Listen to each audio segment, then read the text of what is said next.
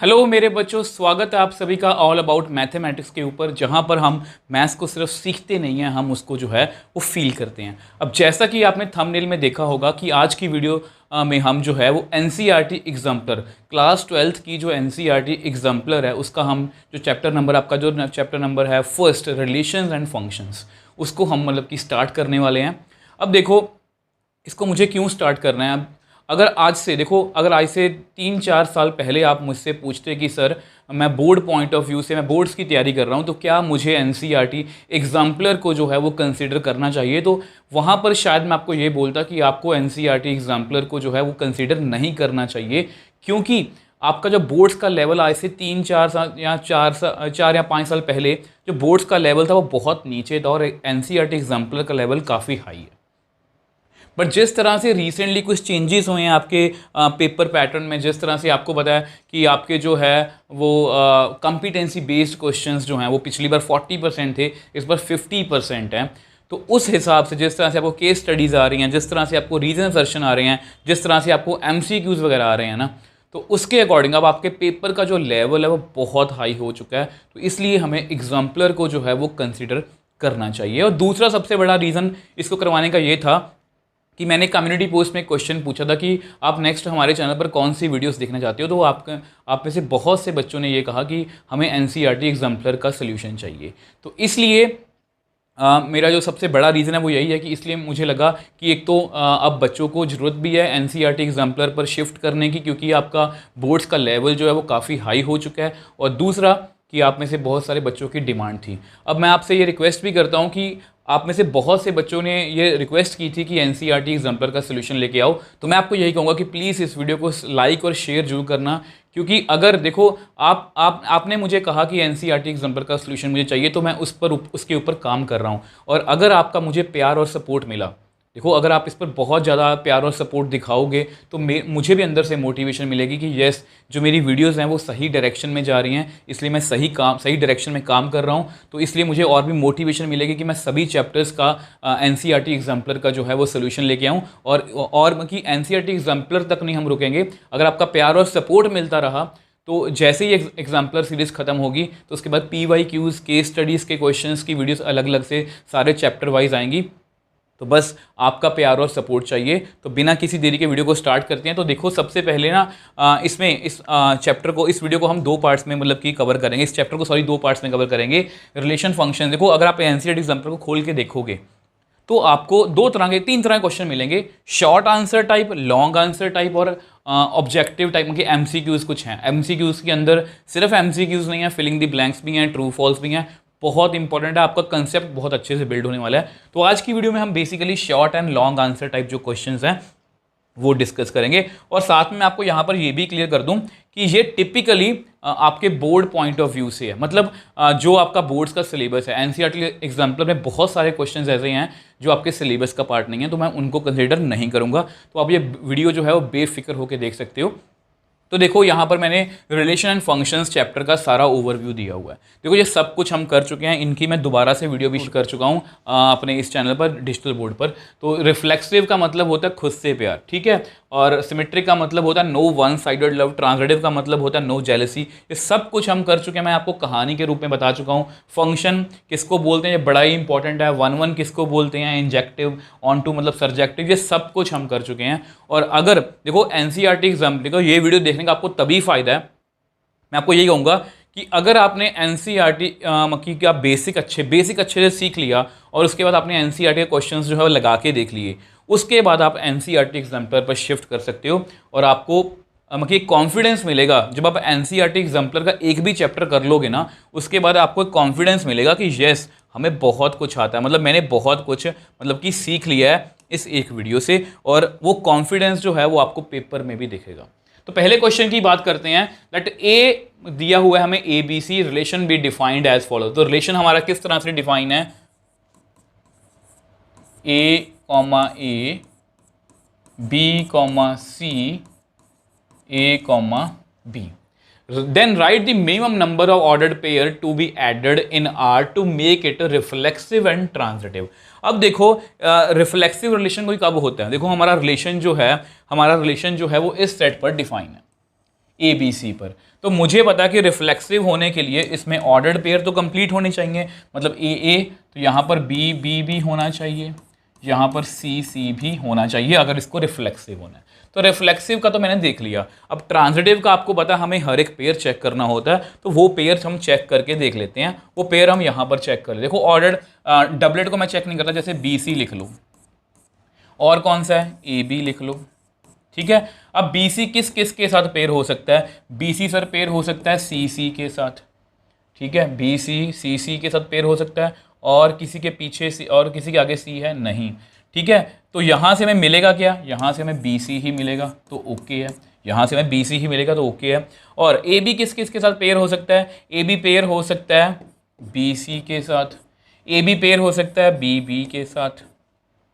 तो यानी कि यहाँ से हमें क्या मिलेगा? यहाँ से हमें मिलेगा ए सी, यहाँ से हमें क्या मिलेगा? सॉरी मैंने बी सी लिख लिया। तो यहाँ से हमें क्या मिलेगा? तो यहाँ पर हमारे पास और कौन सा आएगा? B B. तो यहाँ से हमें कौन मिलेगा? A B. अब ए बी तो है, बी सी भी है, ए सी नहीं है, तो यानी कि हमें यहाँ फिर ए सी भी जो है वो लिखना पड़ेगा। बात सिर्फ यहीं पर ख़त्म नहीं होती है, बात सिर्फ यहीं पर ख़त्म नहीं होती, तो ए सी का भी पेयर चेक करना पड़ेगा, ठीक है। अब ए सी किस किस के साथ पेयर हो सकता है? ए सी जो है वो सी के साथ पेयर हो सकता है, ठीक है। सी किसी के और आगे है, तो यहाँ से हमें क्या मिलेगा? यहाँ से हमें ए सी मिलेगा, वो भी है, ये भी है। तो देख लो हमारा मतलब कि यहाँ पर ये क्वेश्चन ख़त्म है। तो कितने पेयर हमें ऐड करने पड़े? कितने नंबर ऑफ पेयर हमें ऐड करने पड़े? हमें 3 pairs we have to add.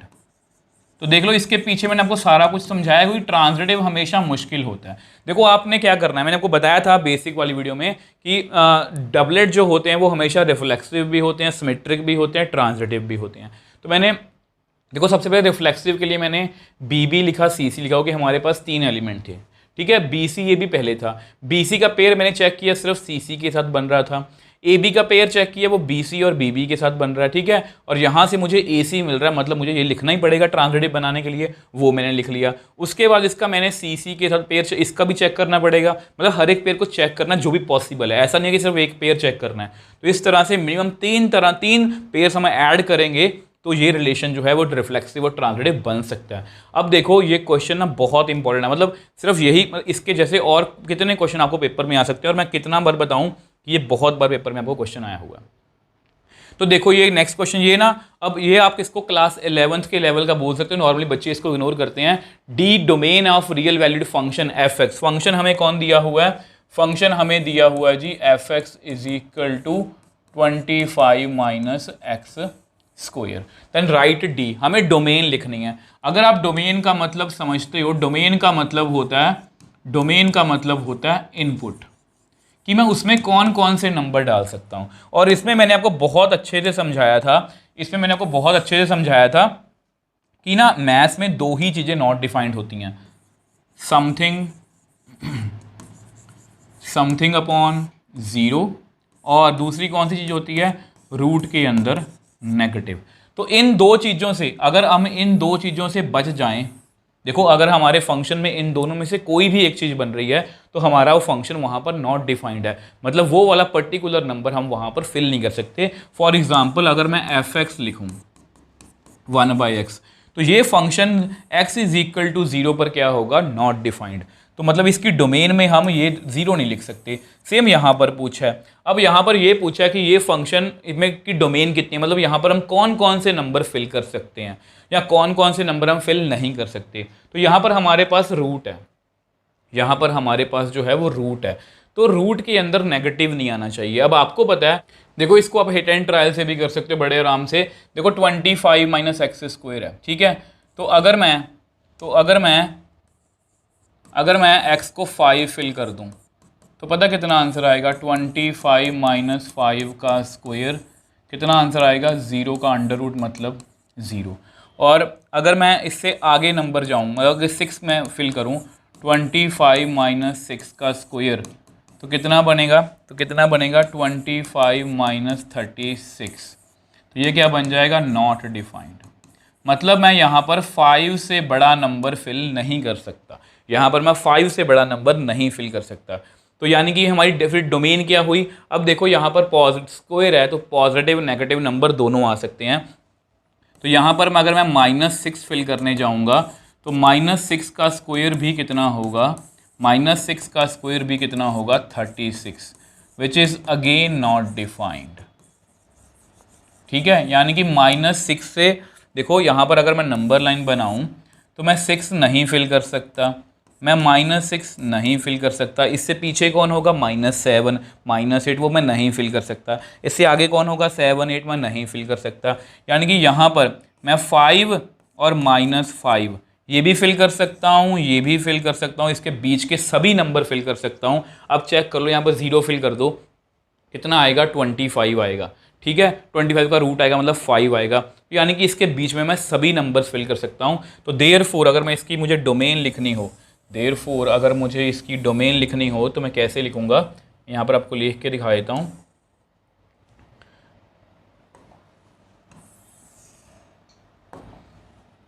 Therefore domain कितनी आएगी, -5 से लेके 5 तक, और -5 और 5 मैंने इंक्लूड किए हैं इसलिए क्लोज ब्रैकेट। तो ये डोमेन रेंज वाले क्वेश्चन देखो, ये +1 क्लास 11th के लेवल का क्वेश्चन है, बट फिर भी आपको पेपर में ये आ सकता है और ऐसे क्वेश्चन आपको प्रैक्टिस करने चाहिए। ठीक है, तो नेक्स्ट क्वेश्चन की बात करते हैं।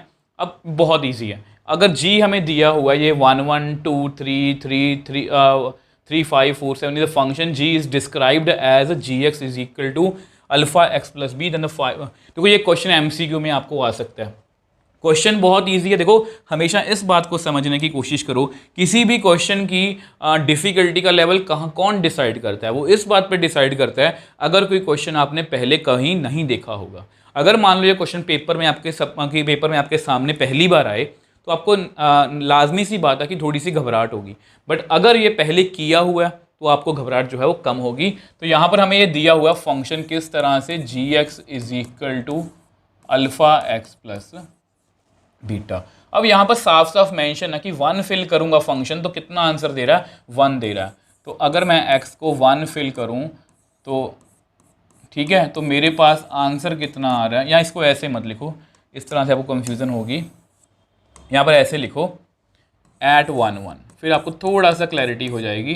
@ 1 1 G1 का आंसर कितना आएगा 1, और G1 का मतलब क्या है, alpha into 1 plus beta is equal to 1, मतलब alpha plus beta is equal to 1। ठीक है, अब सेम वे से देखो यहाँ पर @ 1 2 3 @ 2 3 ले लो, एक ही बात है। तो G ऑफ 2, इसका मतलब क्या, G ऑफ 2 की वैल्यू कितनी है 3, तो G ऑफ 2 मतलब alpha into 2 plus beta is equal to 3, तो 2 alpha plus beta is equal to 3। तो दो इक्वेशंस आ गई, दोनों को सॉल्व कर लेते हैं। दोनों को सॉल्व कैसे करेंगे यहाँ पर, तो देखो यहाँ पर मैं लिख लेता हूँ 2 alpha plus beta is equal to 3। दूसरी इक्वेशन है हमारी alpha plus beta is equal to 1। तो दोनों को सॉल्व कर लेते हैं।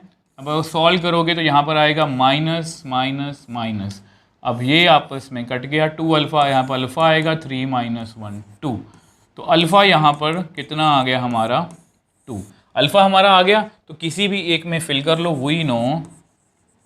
We know alpha plus beta is equal to 1, alpha 2 है तो बीटा कितना आ गया -1। तो इस तरह से देख लो ये हमारा क्वेश्चन सॉल्व हो गया। बहुत इजी था, बट पहली बार आया था, मुश्किल लग सकता है, बट अब हमारे लिए मुश्किल ये नहीं है। अब देखो, are the following set of order pairs functions, if so examine whether mappings is injective और सब्जेक्टिव। तो ये बहुत इंपॉर्टेंट क्वेश्चन है, मतलब जितना आप कह लो उतना कम है, मतलब इतना इंपॉर्टेंट क्वेश्चन है। देखो फंक्शन के लिए, देखो मैं ज़्यादा मतलब कि गहराई में नहीं जाऊंगा, मैं आपको पहले ही बोल चुका हूँ कि आपको रिलेशन एंड फंक्शंस जो है एनसीईआरटी का वो बहुत क्लियर होना चाहिए। देखो कोई भी फंक्शन, जैसे मैंने स्टार्टिंग में लिखा था, फंक्शन कोई कब बनता है, जब हर एक एलिमेंट की कोई ना कोई, देखो मैं आपको थोड़ा सा अगर समझाना चाहूँ, यहाँ पर 3 एलिमेंट हैं, ठीक है, ऐसे कुछ है, तो ये फंक्शन नहीं है, ये फंक्शन नहीं है क्योंकि यहाँ पर 3 खाली है। हर एक एलिमेंट की इमेज होनी चाहिए। और ये भी पॉसिबल नहीं है, कई बार क्या होता है कि फंक्शन कुछ इस तरह से होता है, ये चीज़ पॉसिबल नहीं है कि 2 की 2 इमेजेस आ जाएं, एक एलिमेंट की 2 इमेजेस नहीं आ सकती। तो ये होता है जी फंक्शन। फंक्शन के लिए 2 ही कंडीशन हम चेक करेंगे, सबकी इमेज जो है बनी हो और एक की 2 इमेजेस ना हो। अब उन्होंने बोला कि ये जो है ये की फंक्शन है, पहले चेक करो। तो फर्स्ट पार्ट की बात करते हैं। तो फर्स्ट पार्ट है क्या? अब देखो x is a person, y is mother of x। तो यहाँ पर 2 सेट बना लेते हैं हम, ठीक है, यहाँ पर हम 2 सेट बना लेते हैं। अब ये एक पर्सन का सेट है, अब ये उसकी मदर का सेट है, ठीक है। अब मान लो ये P1 कोई पर्सन है तो उसकी मदर है M1, ये P2 कोई पर्सन है उसकी मदर है M2। थोड़ा इमेजिन करने की कोशिश करना, ये P3 कोई सेट है, सॉरी पर्सन है, ये उसकी मदर है M3, ठीक है। क्या ये देखो ऑब्वियस सी बात, जितने भी पर्सन होंगे, यहाँ पर जितने भी पर्सन होंगे उनकी मतलब कि कोई ना कोई मदर तो होगी। आप ये भी बोल सकते हो कि सर यहाँ पर ये कुछ हुई थोड़ी ना है, यहाँ पर मैं P4 ले लेता हूँ, इसकी मदर भी है मतलब कि M3 है, इसकी मदर भी M3 है। हाँ ये भी पॉसिबल है, ये भी पॉसिबल है। देखो कोई जो भी पर्सन है उसकी कोई ना कोई मदर तो रही होगी ना, तो यानी कि हर एक एलिमेंट की डिफरेंट इमेज है। मतलब ये भी एक फंक्शन का केस ही है कि P3 की भी एक ही इमेज है, P4 की भी एक ही इमेज है, हर एक की मदर है। अब देखो यानी कि हर एक यहाँ पर जो भी पर्सन होगा उसकी कोई ना कोई मदर तो होगी, मतलब वो किसी ना किसी के साथ तो अटैच होगा। दूसरा जो मैंने आपको यहाँ पर चेक करना है, क्या ये पॉसिबल है कि ये 2 पर्सन है, यहाँ ऐसा करो, क्या ये पॉसिबल है कि यहाँ पर एक पर्सन है और उसकी 2 मदर है, कि उसकी मदर M1 भी है M2 भी है? लॉजिकली ऐसा पॉसिबल नहीं है। तो हम यहाँ पर क्या बोलेंगे, clearly it is a function, clearly it is a function, clearly it is a function, ये एक फंक्शन है। आई होप इतना आप समझ पाए हो। उसके बाद हमें इंजेक्टिव और सर्जेक्टिव चेक करना है, इंजेक्टिव और सर्जेक्टिव चेक करना है। अब देखो यहाँ पर क्लियरली यहाँ पर 2 पर्सन की सेम मतलब की मदर हो सकती है। अगर मैं आपको बोलूँ 2 पर्सन्स, यहाँ पर सिर्फ इमेजिनेशन का खेल है, कैन हैव सेम मदर, 2 मतलब कि पर्सन की सेम मदर हो सकती है। Therefore it is not injective, मतलब 1-1, ये हमारा जो है वो 1-1 या इंजेक्टिव नहीं है। ऑन टू की बात करें, देखो अगर हम यहाँ पर ऑन टू की बात करें तो देखो फंक्शन डिफाइन है। फंक्शन किस तरह से डिफाइन है कि यहाँ पर पर्सन है और यहाँ पर उसकी मदर आती है। मतलब यहाँ पर अगर कोई पर्सन है तो उसकी मदर तो पक्का होगी। यहाँ पर अगर कोई भी पर्सन है, ये हो सकता है कि 2 पर्सन की एक मदर हो, मतलब यहाँ पर अगर कोई भी पर्सन है उसकी एक मदर तो होगी ना। मतलब यहाँ पर जितने भी एलिमेंट्स होंगे, वो किसी ना किसी पीछे x के साथ अटैच होंगे। यहाँ पर आप लिख सकते हो एवरी मदर इज अटैच्ड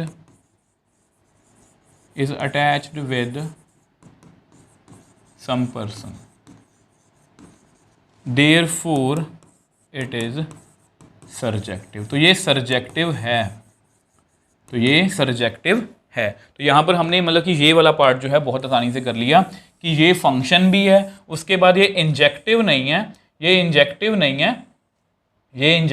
है, बट हाँ ये सर्जेक्टिव है, मतलब ऑन टू है। अगर हम सेकंड पार्ट की बात करें तो सेकंड पार्ट क्या कहता है? सेकंड पार्ट कहता है कि ए इज अ पर्सन, बी क्या है? Ancestor, B N ancestor. Ancestor का मतलब क्या होता है? पूर्वज, मतलब कि ए के कोई पूर्वज। मान लो यहाँ पर मैं सेट बनाऊँ, यहाँ पर मान लो ए कोई पर्सन है, देखो ये कोई पर्सन का सेट है। देखो आपकी इमेजिनेशन बड़ी स्ट्रांग होनी चाहिए। अब ये पूर्वज है B1 B2 B3, ये A2। अब ये भी देखो A1 का पूर्वज ये है। अब ये भी हो सकता है कि A2 के पूर्वज 2 हों, ये हो सकता है कि ये मतलब कि उसके पूर्वज का मतलब उसके पहले के मतलब कि दादा दादी मामा जो कुछ मर्जी हो सकता है। तो यानी कि A2 के 2 मतलब कि अनसेस्टर हो सकते हैं। और clearly one element has 2 images, यहाँ पर 1 एलिमेंट की 2 images हैं, therefore it is not a function. यहाँ पर ये फंक्शन जो है वो नहीं है। और अगर फंक्शन नहीं है, ना तो हम इंजेक्टिव चेक करेंगे ना हम सरजेक्टिव चेक करेंगे।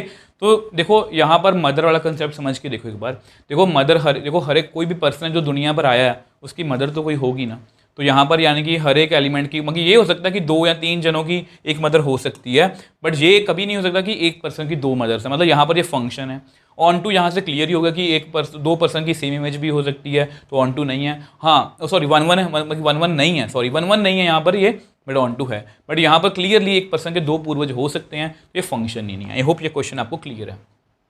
तो ये जो क्वेश्चन है ये आपको बहुत मतलब कि हेल्प करेंगे आपका कंसेप्ट जो है बिल्ड करने में। जब आप ऐसे कंसेप्ट के साथ जाते हो, आप ऐसी तैयारी के साथ जाते हो ना, तो समझ लो रिलेशन एंड फंक्शंस में आपके 5 to 6 मार्क्स जो हैं वो पक्के हैं। अब देखो यहाँ पर ये क्वेश्चन है सेट ऑफ, देखो ये वर्ड ना हमें सुना हुआ है पहले भी, सेट ऑफ कम्प्लेक्स नंबर, ये हमने क्लास 11th में पढ़ा था। प्रूव दैट मैपिंग कौन सी है हमारी, मैपिंग कौन सी है हमारी, f from c to are, f from c to r, मतलब complex number to real number, given by given function define कैसे है, f z is equal to mod z for all z belongs to c, मतलब जितने भी complex number हैं वो यहाँ से आएंगे, is neither 1-1 nor onto. तो ये बहुत आसान क्वेश्चन है, बहुत आसान है। देखो यहाँ पर मॉड दिया हुआ है, इस क्वेश्चन को मैं आपको दोनों तरीके से समझा देता हूँ। देखो यहाँ पर मॉड दिया हुआ है, मॉड का मतलब क्या होता है, मॉड का मतलब होता है हमेशा पॉजिटिव आंसर आना। तो यहाँ पर पहले 1-1 को चेक करूँ, देखो 1-1 को चेक करते हैं। आप देखो 1-1 कैसे चेक करेंगे, बहुत आसान क्वेश्चन है, बस आपके बेसिक स्ट्रॉन्ग होनी चाहिए, ठीक है। तो लेट एक Z1 एक कम्प्लेक्स नंबर मान लो जिसका नंबर है 1, और ये कौन है -1। अब आप कहोगे सर ये कम्प्लेक्स नंबर ही नहीं है। देखो आपको याद होगा कि हम, ये कौन सा नंबर है 1, आप बोलोगे सर नेचुरल नंबर है, मैं कहूँगा नहीं सर ये होल नंबर है, मैं कहूँगा नहीं ये इंटीजर है, मैं कहूँगा नहीं ये रैशनल है, मैं कहूँगा नहीं ये रियल नंबर है। मैं सभी को, इन सब को मैं क्या बोल सकता हूँ, रियल नंबर। और सेम वे से तो रियल कम्प्लेक्स नंबर सिस्टम जो होता है वो रियल नंबर सिस्टम से बड़ा होता है, तो उसके अंदर सभी रियल होंगे। इसको हम क्या बोलते हैं, purely real number, purely imaginary. अब आपको पता है FZ1 का आंसर कितना आएगा, F1 का आंसर मॉड 1 मतलब 1, और FZ2 का आंसर कितना आएगा, मतलब F ऑफ -1 मतलब -1 का मॉड 1। तो clearly 1 and -1 have same image. अगर 2 एलिमेंट्स की सेम इमेज आ रही है, 2 एलिमेंट्स की सेम इमेज आ रही है, देयरफॉर इट इज नॉट 1-1। तो ये 1-1 नहीं है, ठीक है। अब सेम वे से ऑन टू की बात करते हैं। ऑन टू की बात करें तो ऑन टू में भी सेम है, ऑन टू में भी सेम है। अब देखो ऑन टू मैं आपको इस तरह समझा देता हूँ। यहाँ पर देखो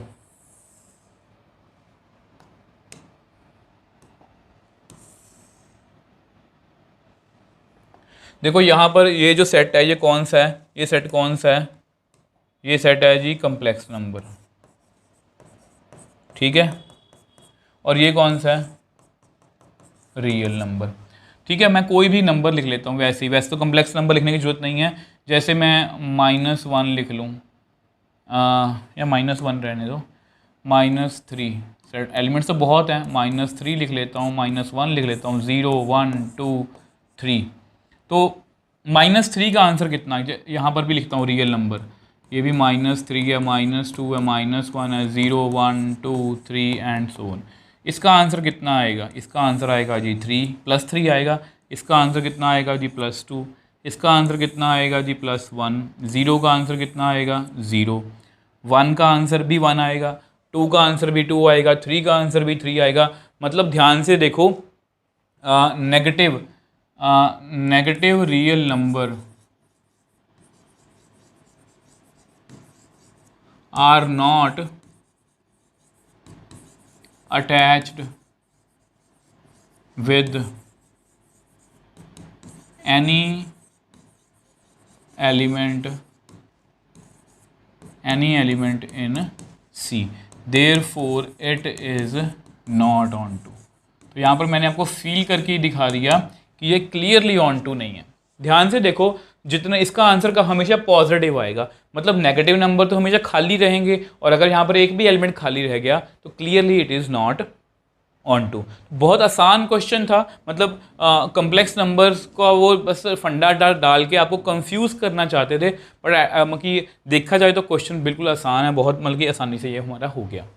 तो नेक्स्ट क्वेश्चन की बात करते हैं। F from R to R defined by F x is equal to cos X show that. अच्छा, ये क्वेश्चन भी बहुत ईजी है, ये क्वेश्चन भी बहुत ईजी है। जैसे ट्रिग्नोमेट्री में क्वेश्चन हमसे पूछ लिया, बट हमें पता है कि ये क्वेश्चन बहुत ईजी है। एफ हमारा आर टू आर डिफाइन है, F x is equal to cos X, कुछ इस तरह से डिफाइन है, कुछ इस तरह से डिफाइन है। अब आपको पता है यहाँ पर 1 1 की अगर मैं बात करूँ, अगर मैं 1 1 की बात करूँ तो मुझे पता कि ट्रिग्नोमेट्री फंक्शन है, और ट्रिग्नोमेट्रिक फंक्शंस जो होते हैं वो अपनी वैल्यूज रिपीट करते हैं।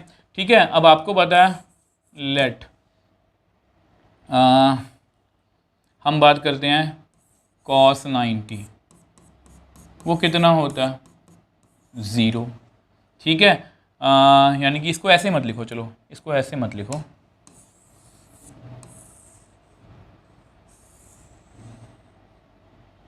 Let F of pi by 2, ठीक है, और एफ ऑफ 3 पाई बाई 2।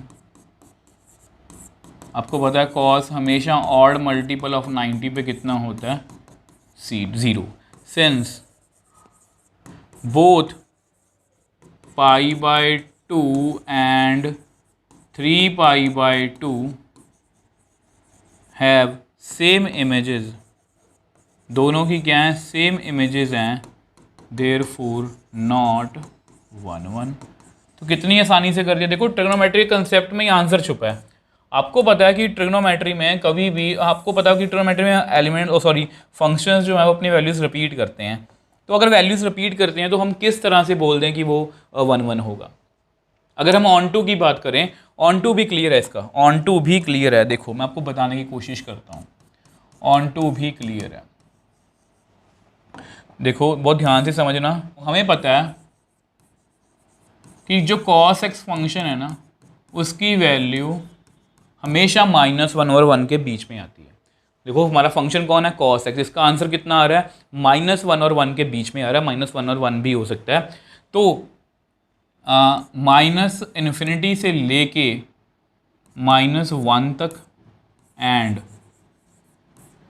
1 से लेके इन्फिनिटी तक ऑल एलिमेंट्स, जितने भी एलिमेंट्स हैं are not attached with any element, are not attached, ये अपनी लैंग्वेज है, देखो जैसे मर्जी लिख लो, with any element in R left hand side पर जो है। ठीक है, तो देयरफॉर नॉट ऑन टू। देखो ट्रिग्नोमेट्री के फंक्शंस की देखो पहले से हमें क्लियर है कि अपनी वैल्यू रिपीट करते हैं, इसलिए ये 1 1 नहीं है। और यहाँ पर इसका आंसर मेरा -1 और 1 के बीच में आ रहा है, मतलब यहाँ पर बहुत से एलिमेंट्स हैं जो खाली हैं, अगर खाली पड़े तो ऑन टू नहीं है। तो नेक्स्ट की बात करें, let x is equal to 1 2 3 दिया हुआ है हमें, और find whether the subsets X Y function from x to y और नॉट। अच्छा ये फंक्शंस हैं या नहीं, ये फंक्शंस है या नहीं। सबसे पहले फर्स्ट पार्ट की बात करते हैं, बहुत इजी क्वेश्चन है, ये भी ऐसे देखा जाए ना 11th के लेवल का क्वेश्चन है। तो फंक्शंस की बात करते हैं पहले। तो देखो मैं आपको क्लियर कर देता हूँ, यहाँ बिल्कुल ही बहुत आसान क्वेश्चन है, बहुत आसान। तो देखो अब मान लो यहाँ पर है 1 2, देखा जाए तो यहाँ पर कौन है, यहाँ पर है 1 2 3, राइट साइड में है 4 और 5। ठीक है, अब 1 की इमेज तो 4 है, ठीक है, 1 की इमेज 5 भी है, 2 की 4 है, 2 की 3 की 4 अलग बात है। अब यहाँ पर क्लियरली 1 हैज़ 2 इमेजेस। तो अगर 1 की 2 इमेजेस हैं therefore it is not a function. अगर आपने बेसिक मेरे से पढ़ा है तो आपको पता है ये वाले सारे क्वेश्चन जो है ना कि ये 1 1 ऑन टू है या नहीं, मतलब ये फंक्शन है या नहीं, ये सब कुछ हम बेसिक में ही कर चुके हैं। तो नेक्स्ट की बात करते हैं, नेक्स्ट कौन सा है, तो सेकंड पार्ट। तो सेकंड पार्ट की बात करते हैं। देखो सेकंड पार्ट में क्या दिया हुआ है हमें,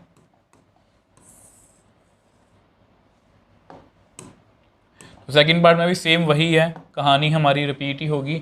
तो 1 2 3, यहाँ पर 4 और 5।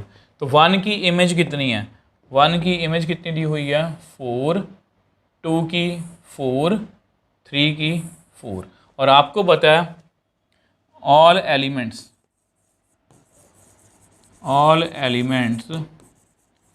हैव 1,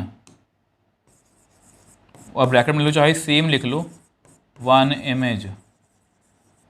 देयरफॉर बहुत से बच्चे इसमें कंफ्यूज होते हैं कि ये फंक्शन है या नहीं। It is a function. देखो डेफिनेशन क्या कहती है कि हर एक एलिमेंट की सिर्फ और सिर्फ एक इमेज होनी चाहिए। 1 की भी एक इमेज है, 2 की भी एक इमेज है, 3 की भी एक इमेज है, तो it is clearly a function. ठीक है, तो इस तरह से हमने इसको बहुत इजी सॉल्व कर लिया। तो नेक्स्ट पार्ट की बात करते हैं। तो नेक्स्ट पार्ट कौन सा है हमारा, नेक्स्ट पार्ट है हमारा थर्ड पार्ट। ठीक है, थर्ड पार्ट को देखते हैं कि उसमें क्या पूछा उन्होंने। तो थर्ड पार्ट में उन्होंने हमसे पूछा है 1 4 वगैरह। ठीक है, तो उसको भी कर लेते हैं फिर।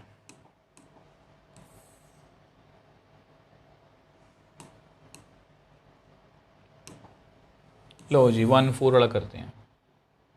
ठीक है, तो 1 2 3 4 और 5। तो यहाँ पर हमारे 1 की इमेज कितनी है, 1 की इमेज है जी 4, 2 की कितनी है 5, 3 की कितनी है 5। तो दो एलिमेंट्स सेम ही आ गया, तो clearly it is a function. Clearly it is a function as all elements have 1 image. हर एक की एक एक इमेज है, तो clearly it is a function. तो लास्ट पार्ट की बात करते हैं। चलो जी लास्ट पार्ट आ गया हमारा, तो लास्ट पार्ट को भी कर लेते हैं। तो लास्ट पार्ट देखो कौन सा है, लास्ट पार्ट है जी हमारा फोर्थ पार्ट। अब इसमें क्या दिया हुआ है हमें, अब इसमें हमें दिया हुआ 1 4 और 2 5, 1 4 और 2 5। यहाँ पर है 1 2 3, यहाँ पर 4 और 5। 1 की इमेज कितनी है 4, 2 की कितनी है 5। It is not a function. क्यों नहीं है, it is not a function. मुझे इस बात से मुझे इस बात पर ज़्यादा अच्छा लग रहा है कि मैं ये चीज़ें आपको बेसिक में ही बता चुका हूँ। ये वाला सारा क्वेश्चन ना, अगर आप मेरी फंक्शंस वाली वीडियो देखोगे, इस वीडियो का लिंक आपको नीचे डिस्क्रिप्शन बॉक्स में मिल जाएगा, आपको पता लग जाएगा कि कितने अच्छे लेवल की मैंने आपको बेसिक से तैयारी करवाई हुई है। यहाँ पर it is not a function as 3 has no image. और फंक्शन होने के लिए यहाँ पर कोई भी एलिमेंट जो है वो खाली नहीं होना चाहिए। आई होप ये क्वेश्चन आपको अच्छे से क्लियर है। तो अब इसकी बात करते हैं। अब रेंज वाला क्वेश्चन आ गया। अब ये भी अगर मैं आपको कहूँ तो ये 11th के लेवल का क्वेश्चन है, बट आपको क्लास 12th में आया हुआ है तो बहुत ईजी है। तो मतलब हम बड़ी आसानी मैं आपको तरीका बताऊंगा कि रेंज कैसे। देखो डोमेन में हम क्या करते हैं, सर जी डोमेन वाला क्वेश्चन किया था। डोमेन का मतलब होता है इनपुट, और अगर हम रेंज की बात करें तो रेंज का मतलब होता है एक्चुअली आउटपुट, मतलब आंसर। हमारे कौन कौन से आंसर्स जो हैं वो आ सकते हैं, हम प्रिडिक्ट कर सकते हैं। देखो डोमेन में हमें ये ध्यान रखना होता है कि कहाँ पर हमारा फंक्शन जो है वो नॉट डिफाइंड है, जैसे समथिंग अपॉन जीरो, जैसे रूट के अंदर नेगेटिव। अब यहाँ पर क्या है, हमारा फंक्शन डिफाइन है जी कुछ इस तरह से R2R। ये देखना बहुत जरूरी है कि हमारा फंक्शन कहाँ पर डिफाइन है। अब fx is equal to 1/2 minus X. अब बीइंग अ टीचर मैं इसको बड़ी आसानी से सॉल्व कर सकता हूँ, बट मैं आपको आपके लेवल का तरीका बताऊंगा कैसे करना है। आपको सिर्फ एक वैल्यू पकड़नी है। हमें ये पता है कि जो cos x है ना वो हमेशा इसके बीच में रहता है, ये बात तो आपको पता है ना। अब मैं यहाँ पर ना इस फंक्शन को बनाने की कोशिश करूँगा। जैसे यहाँ पर इसको माइनस से मल्टीप्लाई करते हैं तो ये कितना आएगा, यहाँ पर ये कितना आएगा, माइनस से मल्टीप्लाई करके +1। इनक्वालिटी का साइन क्या होगा, चेंज। यहाँ पर कितना आएगा, माइनस cos x। इनक्वालिटी का साइन क्या होगा, चेंज, यहाँ पर -1। ठीक है, मैंने माइनस से मल्टीप्लाई किया। अब यहाँ पर क्या है 2, सब तरफ 2 को ऐड कर दो। जैसे 1 यहाँ पर आप लिख दो, यहाँ पर आप लिख देना 2 + 1। ठीक है, सेम यहाँ पर भी 2, यहाँ पर माइनस कॉस एक्स, यहाँ पर भी 2, फिर -1। अब देखो कितना आएगा यहाँ पर आएगा 3, यहाँ पर आएगा 2। ये बेस्ट तरीका है, किसी को भी बहुत बेसिक से लेवल का तरीका है। तो 2 - 1 कितना आएगा 1। तो 3 यहाँ पर 1 आ गया, बीच में 2 माइनस। अब हमें क्या करना, रेसिप्रोकल करना। तो यहाँ पर कितना आएगा 1/3, यहाँ पर कितना आएगा 1/2 माइनस कॉस एक्स, यहाँ पर कितना आएगा 1/1। और इनक्वालिटी का साइन क्या होगा यहाँ पर, change.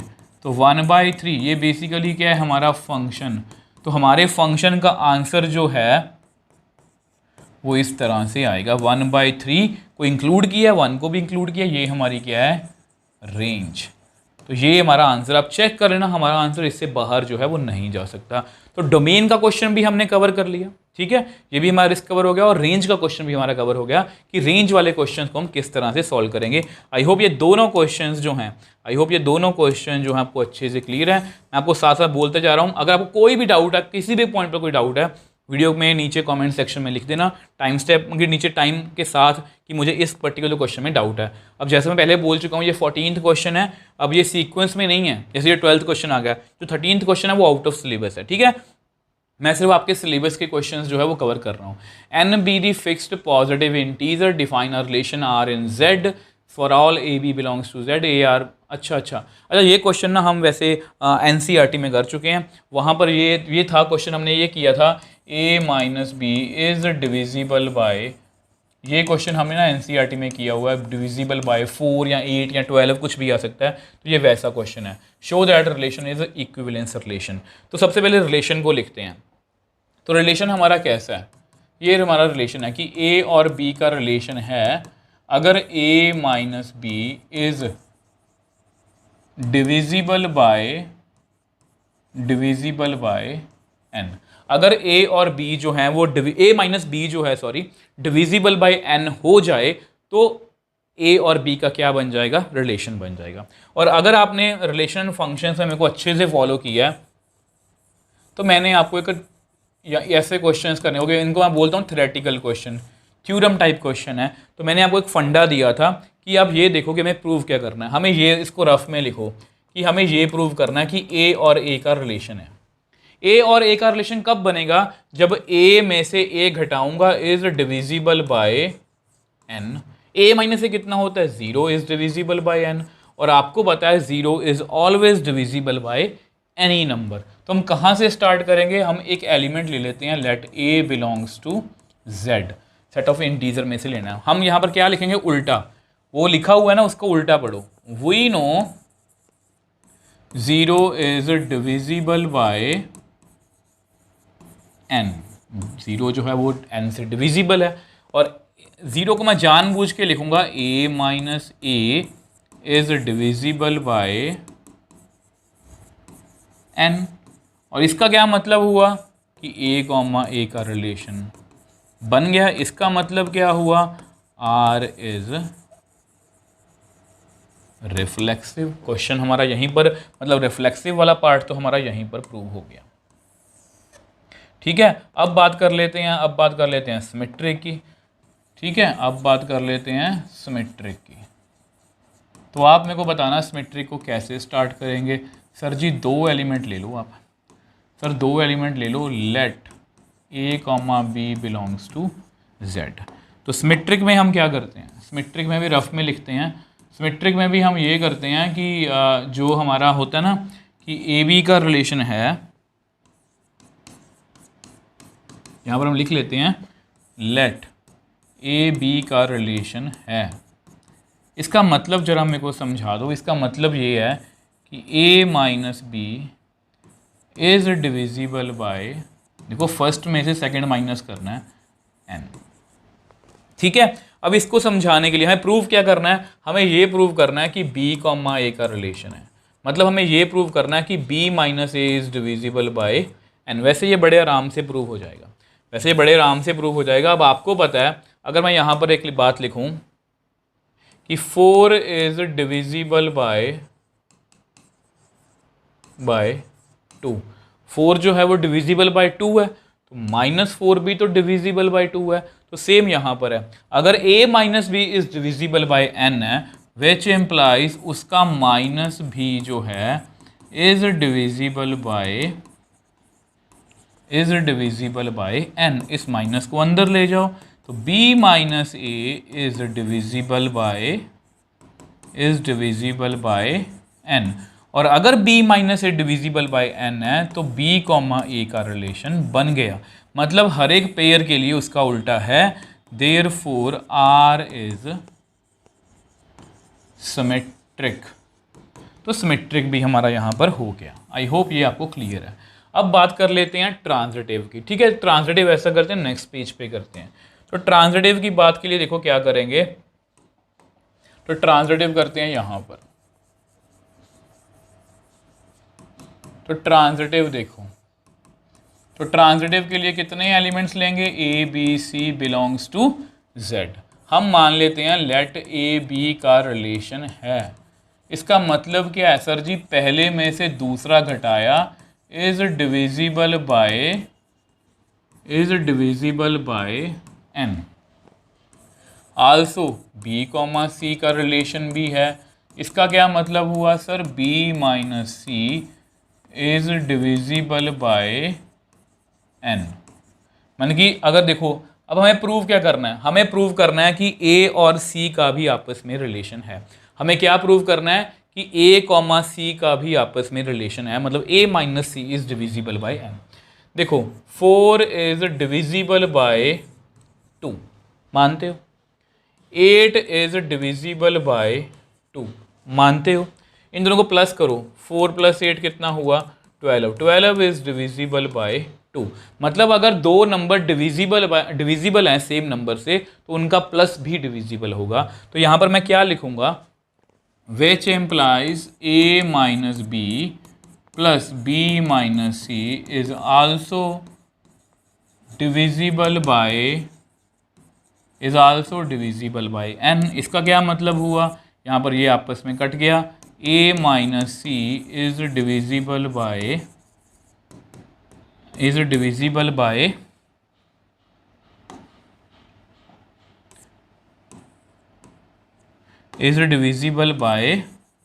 n, which implies a comma c का रिलेशन बन गया।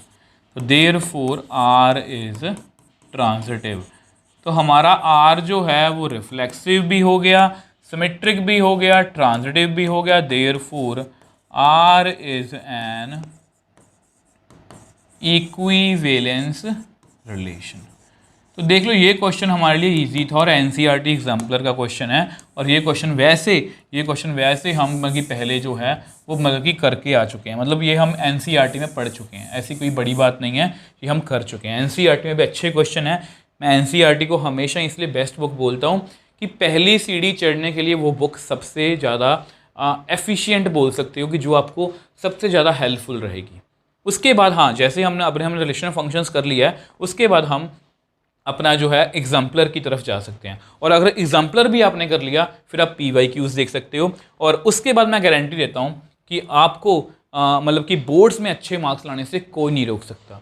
अब नेक्स्ट है जी हमारे लॉन्ग आंसर टाइप क्वेश्चंस। ठीक है, वैसे मुझे नहीं पता कि इन्होंने डिवाइड कैसे किया हुआ कि ये शॉर्ट आंसर है, लॉन्ग आंसर है। चलो, जिस तरह से बुक में है मैं आपको वैसे ही करवा रहा हूँ। अब ये क्वेश्चन देखो कैसा है, हमें डिफाइन रिलेशन विद बहुत अच्छा क्वेश्चन, देखो बहुत अच्छा क्वेश्चन है ये। आपको पेपर में किसी भी तरीके से आ सकता है, हमें ए सेट दिया हुआ 1 2 3, इस पर बस ध्यान रखना। ठीक है, हमें एक रिलेशन डिफाइन करना खुद से, जो रिफ्लेक्सिव भी हो, ट्रांजिटिव भी हो, बट सिमेट्रिक ना हो। ठीक है, तो देखो सबसे पहले ना आपके रिफ्लेक्सिव, सिमेट्रिक, ट्रांजिटिव के डाउट्स क्लियर होने चाहिए। अब आपको पता है हमें एक रिलेशन लिखना है। अगर रिफ्लेक्सिव है तो उसमें ये तो होना ही चाहिए। आप इस बात से एग्री करते हो कि सर उसमें ये तो होगा ही, 1 1 2 2 3 3 4 4, ये तो उसमें हर हालत में होना ही चाहिए। अब देखो उसमें ये ट्रांजिट, देखो इस पर भी मैं यहाँ पर भी छोड़ नहीं सकता हूँ कि ये अगर मैं छोड़ दी यहाँ पर, अगर मैं मान लो यहाँ पर ये ब्रैकेट लगा दूँ, तो ये रिफ्लेक्सिव भी बन गया, सिमेट्रिक भी बन गया, ट्रांजिटिव भी बन गया। क्योंकि डबलेट हमेशा रिफ्लेक्सिव, सिमेट्रिक, ट्रांजिटिव होते हैं। तो मुझे सिमेट्रिक नहीं चाहिए, तो इसलिए मैं इसको बंद नहीं कर सकता। अब देखो ये रिफ्लेक्सिव तो पक्का है, अब ट्रांजिटिव भी पक्का है, बट यहाँ पर ये सिमेट्रिक भी बन रहा है।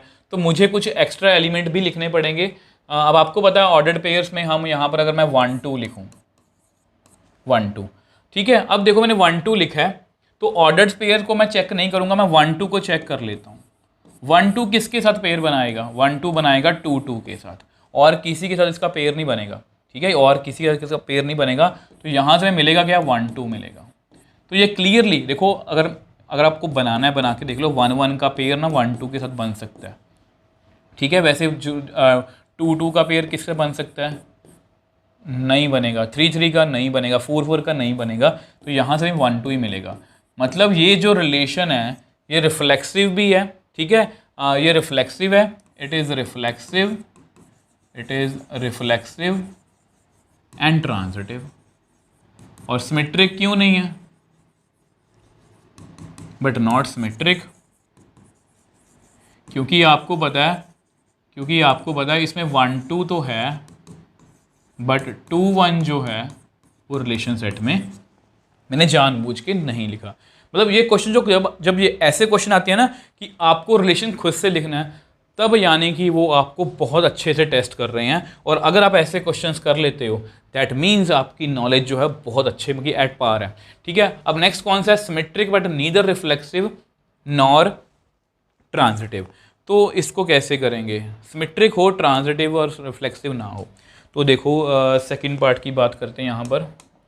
तो सेकंड पार्ट, अब इसमें मैं रिलेशन जानबूझ के, ऑब्वियस सी बात है, अगर मुझे इसको सिमेट्रिक रखना है तो इसका उल्टा तो लिखना ही पड़ेगा, ठीक है। और पेयर्स में ऑर्डर्ड पेयर्स में जानबूझ के नहीं लिख रहा, क्योंकि फिर वो रिफ्लेक्सिव बन जाएगा। अब ये क्लियरली रिफ्लेक्सिव तो नहीं है, ठीक है। ट्रांजिटिव की बात करें तो 1 2 किसके साथ पेयर बनाएगा? 1 2 बनाएगा 2 1 के साथ। और यहाँ से हमें कौन मिलेगा? यहाँ से मिलेगा 1 1, वो भी हमारी सेट में नहीं है। तो क्लियरली तो it is not reflexive, it is not reflexive. आपको पता है, क्योंकि इसमें कोई भी पेयर एक लिख लो कि वो रिलेशन सेट में नहीं है। नॉट ट्रांजिटिव, आपके सामने मैंने वो करके दिखा दिया,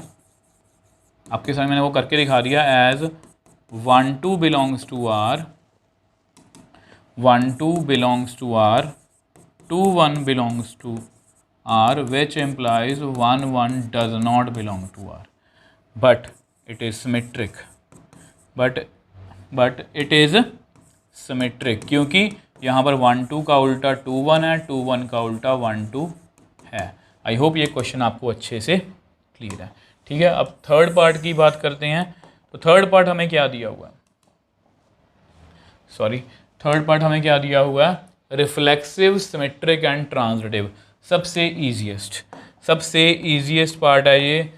तो मैं आपको यही कहूँगा, इस थर्ड पार्ट है ना सी, तो कोई भी रिलेशन जो लिखना हो तो वो लिखो 1 1 2 2 3 3 4 4, बस। इसमें 4 पेयर है ना, सॉरी 4 एलिमेंट्स है ना, 4 एलिमेंट्स के डबलेट लिख दो बस। ये हमेशा क्या होगा? Always reflexive. आप चेक कर सकते हो, हर एक का उल्टा है। 1 1 का उल्टा है, 2 2 का उल्टा है, 3 3 का उल्टा है, 4 4 का उल्टा है। और डबलेट जो है वो तो हमेशा क्या होते हैं? ट्रांजिटिव भी होते हैं। डबलेट जो होते हैं वो हमेशा ट्रांजिटिव। आप चेक भी कर, 1 1 जो है ना, वो किसी और का पेयर तो बना नहीं सकता, वो खुद के साथ बना सकता है। और यहाँ से मिलेगा भी क्या? 1 1 ही मिलेगा। तो मैंने आपको ये बेसिक में समझाया था कि डबलेट जो होते हैं ना, कि डबलेट जो होते हैं वो हमेशा रिफ्लेक्सिव भी होते हैं, और हमेशा सिमेट्रिक भी होते हैं, और ट्रांजिटिव भी होते हैं। तो इस तरह से हमने रिलेशन लिखने सीखे हैं यहाँ पर। और ये बहुत इंपॉर्टेंट है कि अगर आप इन क्वेश्चंस को अच्छे से कर पाए हो ना, दैट मीन्स आपकी रिफ्लेक्सिव, सिमेट्रिक और ट्रांजिटिव की नॉलेज जो है बहुत अच्छी है। अब देखो ये क्वेश्चन है, R be the relation defined on set of natural number n। ये रिलेशन दिया हुआ है। Find the domain range, also verify R is reflexive. अच्छा, ठीक है, ये बहुत अच्छा क्वेश्चन है। देखो ये क्वेश्चन ना थोड़ा सा तो क्लास 11th का, ये डोमेन रेंज वाला, उसमें उन्होंने रिफ्लेक्सिव, सिमेट्रिक और ट्रांजिटिव जोड़ दिया। सबसे पहले रिलेशन को लिखते हैं। देखो हमारा रिलेशन कैसा है? हमारा रिलेशन है जी x, y, ठीक है।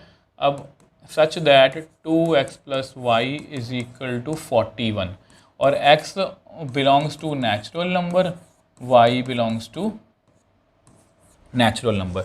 सबसे पहले डोमेन रेंज लिखने के लिए हमें जो है वो इसको ना टेबुलर फॉर्म में लिखना पड़ेगा। उसको लिखने के लिए पता क्या करो आप, y is equal to 41 minus 2x। तो यहाँ पर आप वैल्यूज़ फिल करो। जैसे ही आप x को 1 फिल करो तो y कितना आएगा, 41 माइनस 2 इंटू 1 कितना आएगा 39। x को 2 फिल करो तो y कितना आएगा 41 माइनस 2 इंटू 2 4, मतलब ये कितना आ गया 37। वो x को 3 फिल करो, y कितना आएगा 41 माइनस 2 इंटू 3 6, 41 में से 6 गए तो आएगा 35। x को 4 फिल करो तो कितना आएगा 41 माइनस 2 4 ज़ा 8, तो कितना आएगा 33। अगर पैटर्न देख रहे हो, आप पैटर्न देख रहे हो एंड सो वन, मैं यहाँ पर लिख देता हूँ एंड सो वन, ठीक है। सारे तो नहीं लिख के देखेंगे बट मुझे एक पैटर्न दिख गया। देयरफॉर हमारा आर कितना आया यहाँ पर, आर 1 फिल किया 39 आ रहा है, 1 फिल किया तो 39 आ रहा है, 2 फिल किया तो 37 आ रहा है, 3 फिल किया तो 35 आ रहा है। मतलब जो पीछे वाला नंबर है ना वो 2 2 घट रहे हैं और ये 1 1 बढ़ रहा है, ठीक है। तो ऐसी पैटर्न में लिख देता हूँ 4,33, 5,31, 6,29, 7,27, 8,25, 9,23, 10,21, 11,19 और 12,17, 13,15, 14,13, 15,11, 16,9, 17,7, 18,5, 19,3, 20,1। और इससे आगे जाओगे अगर 21 फिल करोगे, अब 21 फिल करके देख लो यहाँ पर x को अगर आप 21 फिल करोगे तो ये आएगा 41 माइनस 42, कितना आएगा -1, which does not belong to natural number. तो इसलिए यहाँ पर जो है हम 21,1 तक ही लिखेंगे। तो ये सारे एलिमेंट्स हैं, ठीक है। अब उन्होंने पूछा डोमेन, अब डोमेन कितनी हुई, डोमेन आप बता दो कितनी हुई। डोमेन 1 से लेके 1 2 जो इनपुट है हमारी कहाँ तक फिल की है मैंने, 20 तक। अब रेंज की बात करें तो रेंज कितनी आई है हमारी, तो रेंज भी उसी अकॉर्डिंग आ रही है 39, 37, 35, 33 एंड सो लास्ट में 3 फिर 1। तो ये आपकी रेंज है। तो डोमेन और रेंज जो है वो हमें क्लियर है। अगर हम सिमेट्रिक की बात करें, देखो उन्होंने पूछा कि क्या वेरीफाई करो ये सिमेट्रिक है। अब देखो क्लियरली यहाँ पर देखो नेचुरल नंबर के सेट की बात कर रहे हैं, ना यहाँ पर 1 1 है ना यहाँ पर 2 2 है, तो clearly it is not reflexive. Symmetric की बात करें तो 139 का उल्टा 39,1 है नहीं, तो सिमेट्रिक भी नहीं है, ठीक है। यहाँ ऐसा करते हैं, मैं नेक्स्ट पेज पे आपको बता ही देता हूँ, नेक्स्ट पेज पे आपको बता देता हूँ कैसे करेंगे इसको। तो देखो इसको एक बार लिख के रख लेते हैं, यहाँ पर कुछ इस तरह से है। तो ये आपका आर मतलब कि रिलेशन है, ठीक है। ये टैबुलर फॉर्म है हमारी, ये टैबुलर फॉर्म है। तो इसको नेक्स्ट पेज पे कर लेते हैं, ठीक है, नेक्स्ट पेज पे कर लेते हैं। तो यहाँ पर करते हैं इसको ऐड, फिर आपको थोड़ा सा देखने में आसानी रहेगी, नहीं तो आपको लगेगा कि थोड़ा सा मुश्किल लग रहा है। तो जैसे ये है, ये हमारा आर है, ठीक है, ये हमारा आर हो गया। तो यहाँ मैं क्या लिखूँगा, clearly not reflexive, clear not reflexive as 1,1 does not belong to R. अब उसके बाद सिमेट्रिक की बात करें, क्लियरली नॉट सिमेट्रिक। सिमेट्रिक क्यों नहीं है, क्योंकि 139 का उल्टा नहीं है। As 1,39 belongs to R but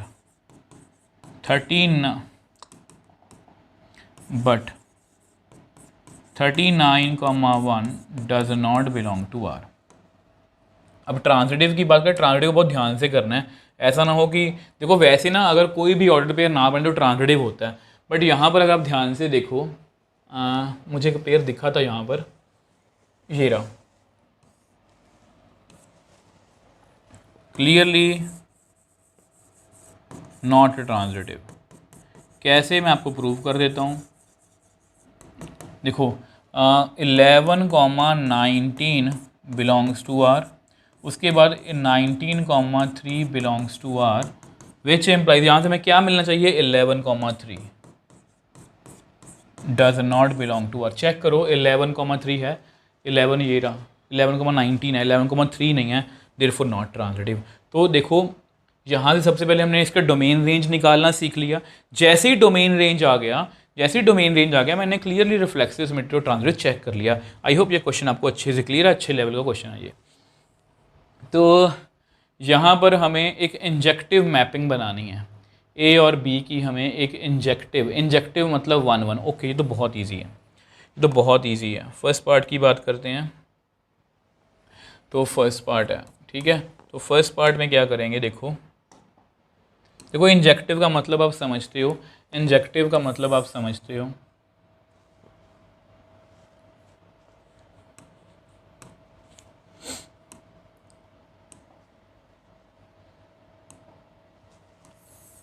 ये देखो अगर मैं यहाँ पर लिखूँ 2 3 4, यहाँ पर है 2 5 6 7, ठीक है। उन्होंने बोला इंजेक्टिव मैपिंग लिखनी है हमें, तो 2 को 2 के साथ अटैच कर दो, 3 को 5 के साथ, 4 को 6 के साथ। आप इसमें शफल भी कर सकते हो। तो ये आपकी मैपिंग जो है ये क्लियरली इंजेक्टिव मैपिंग है। इंजेक्टिव मैपिंग कैसे है, क्योंकि हर एक एलिमेंट की डिफरेंट इमेज है, डिफरेंट इमेज है, आप चेक कर सकते हो। जैसा कि मैंने आपको बोला कि आप इसमें शफल कर सकते हो, आप ये कर सकते हो 2 की इमेज 5 है, 3 की 2 है, 4 की 6 है, कुछ मर्जी कर सकते हो। अब देखो अगर नेक्स्ट पार्ट की बात करें, तो नेक्स्ट पार्ट कौन सा है हमारा, नेक्स्ट पार्ट है mapping from which is not injective, है ना। तो सेम ही होगा, आई थिंक सेम ही होगा, मतलब इंजेक्टिव नहीं लेना हमें, है ना। इंजेक्टिव अगर नहीं लेना, अगर हमें इंजेक्टिव नहीं लेना तो मतलब उसमें हमें एक एलिमेंट की 2 एलिमेंट की सेम इमेज दिखानी पड़ेगी, तो वही करते हैं। तो यहाँ पर लिखेंगे हम 2 3 4 2 5 6 7, ठीक है। तो यहाँ पर आप ऐसा करो,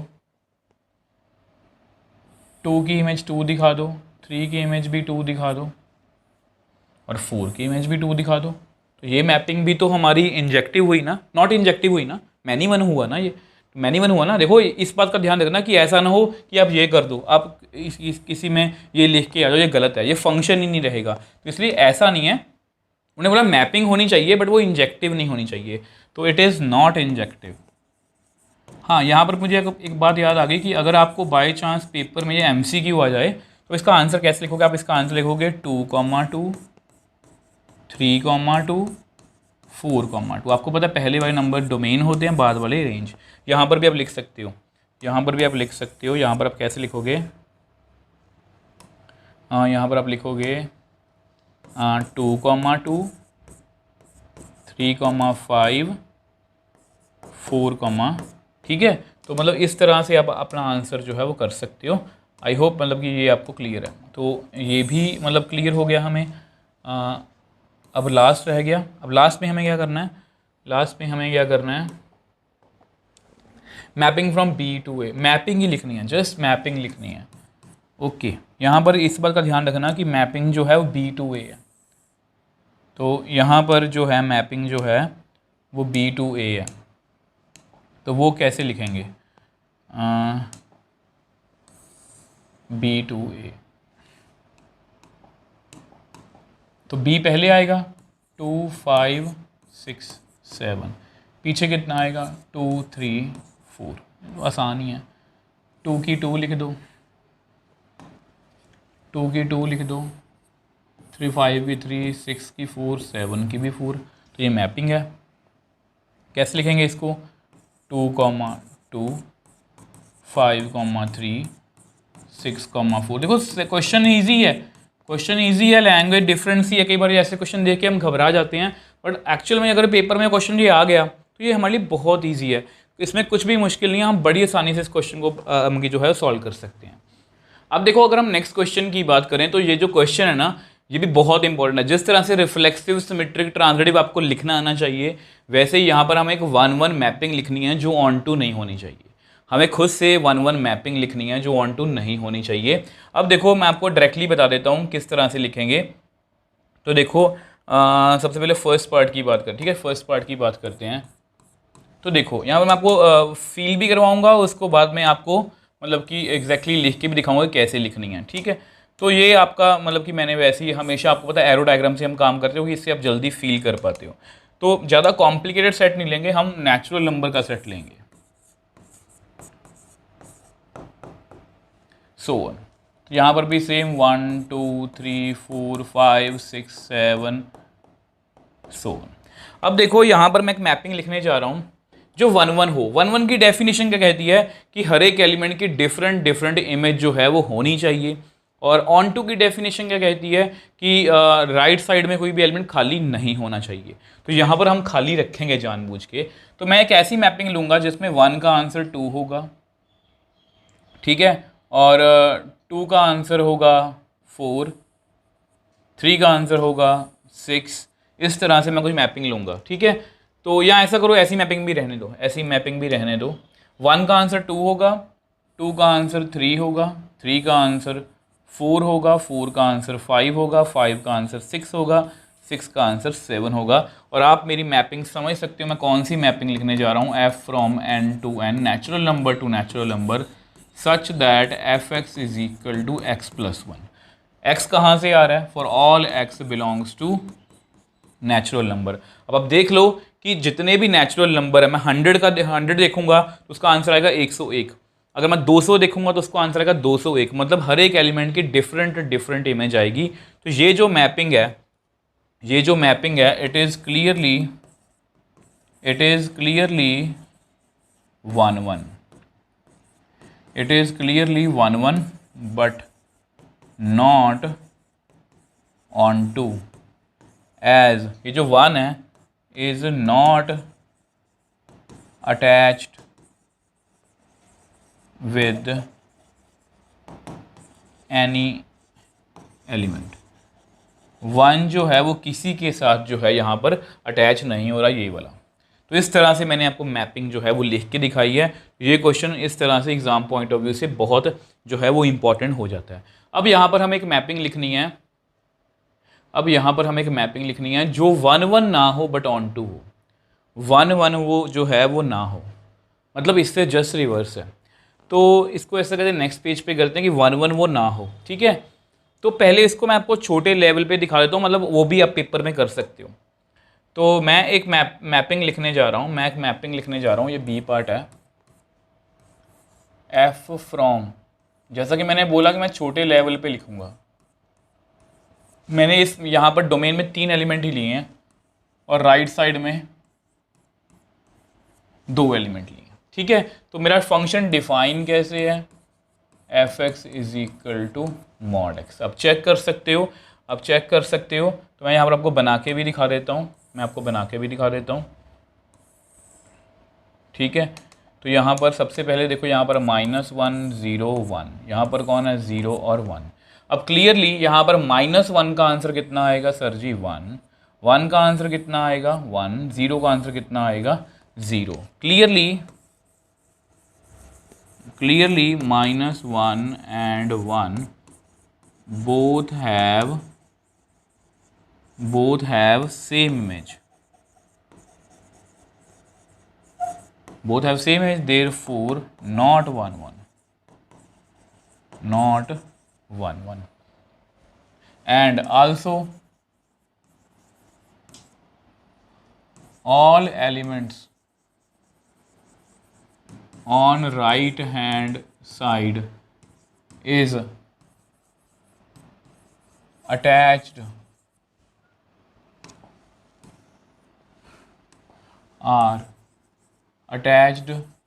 with some elements in on लिखो on left hand side, therefore onto. तो ये एक मैपिंग लिखी है जो 1 1 नहीं है बट ऑन टू है। इसको आप इसको आप इस तरह से भी कर सकते हो, और ये भी आप लिख सकते हो, ये बड़े लेवल की थोड़ी सी, कि रियल नंबर टू 0 से लेके इन्फिनिटी तक, और फंक्शन हमारा डिफाइन कैसे है, F x is equal to mod X. अब यहाँ पर भी सेम एग्जांपल दे सकते हो कि -1 का आंसर भी 1 आ रहा है, 1 का आंसर भी 1 आ रहा है, तो क्लियरली नॉट 1 1। और अगर आप चेक करोगे कि जितने रियल नंबर देख लोगे उन सब का पॉजिटिव आंसर तो आ रहा है, ठीक है, और हमें पॉजिटिव आंसर चाहिए, मतलब यहाँ पर राइट साइड में कुछ भी खाली नहीं है, तो it is clearly onto. आप ये एग्जांपल भी देख सकते हो, आप ये एग्जांपल भी देख सकते हो कि अल्टीमेटली हमें आंसर देना है। तो लास्ट पार्ट है which is neither 1 1 nor onto. अब ये पार्ट जो है ये हमने बहुत बार किया है, ये वाला पार्ट ना हमने बहुत बार किया है, शायद आपको अभी रियलाइज़ नहीं हो रहा, बट जैसे ही आप मतलब क्वेश्चन को देखोगे आपको रियलाइज़ हो जाएगा कि ये क्वेश्चन हम बहुत बार कर चुके हैं।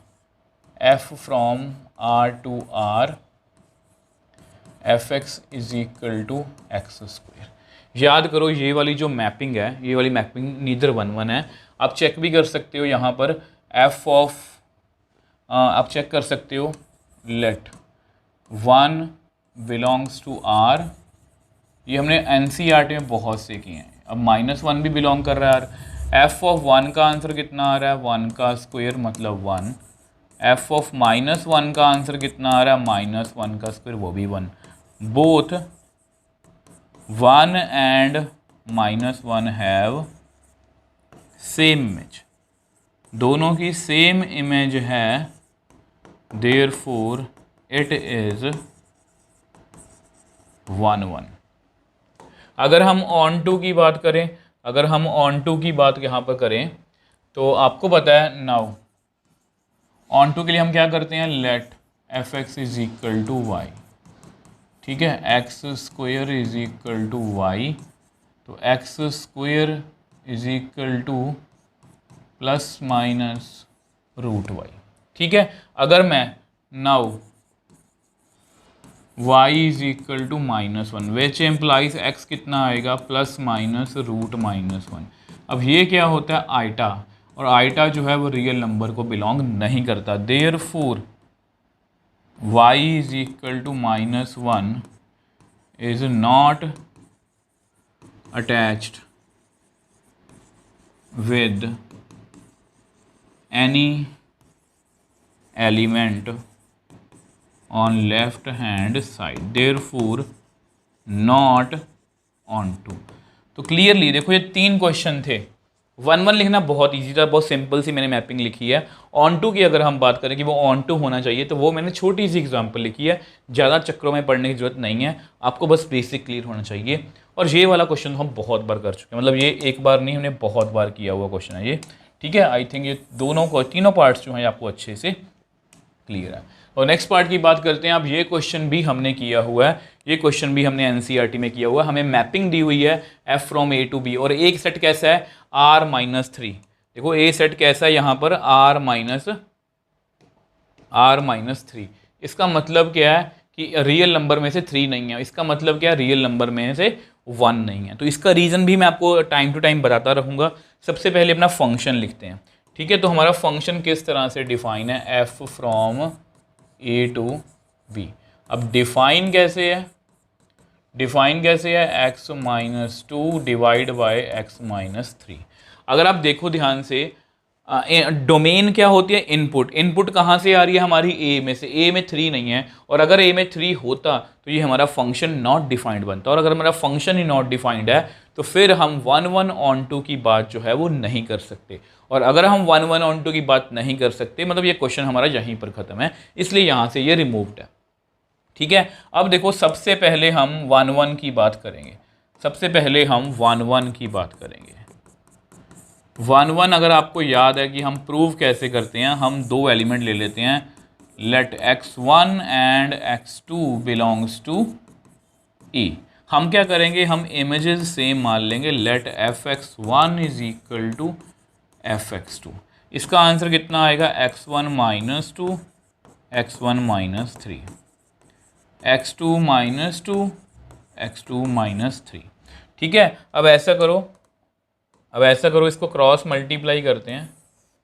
अब इसको क्रॉस मल्टीप्लाई कर दो, x1 माइनस 2 x2 माइनस 3, यहाँ पर कितना आएगा x2 माइनस 2 x1 माइनस 3। थोड़े से एफर्ट्स करने पड़ेंगे बट बहुत आसान है।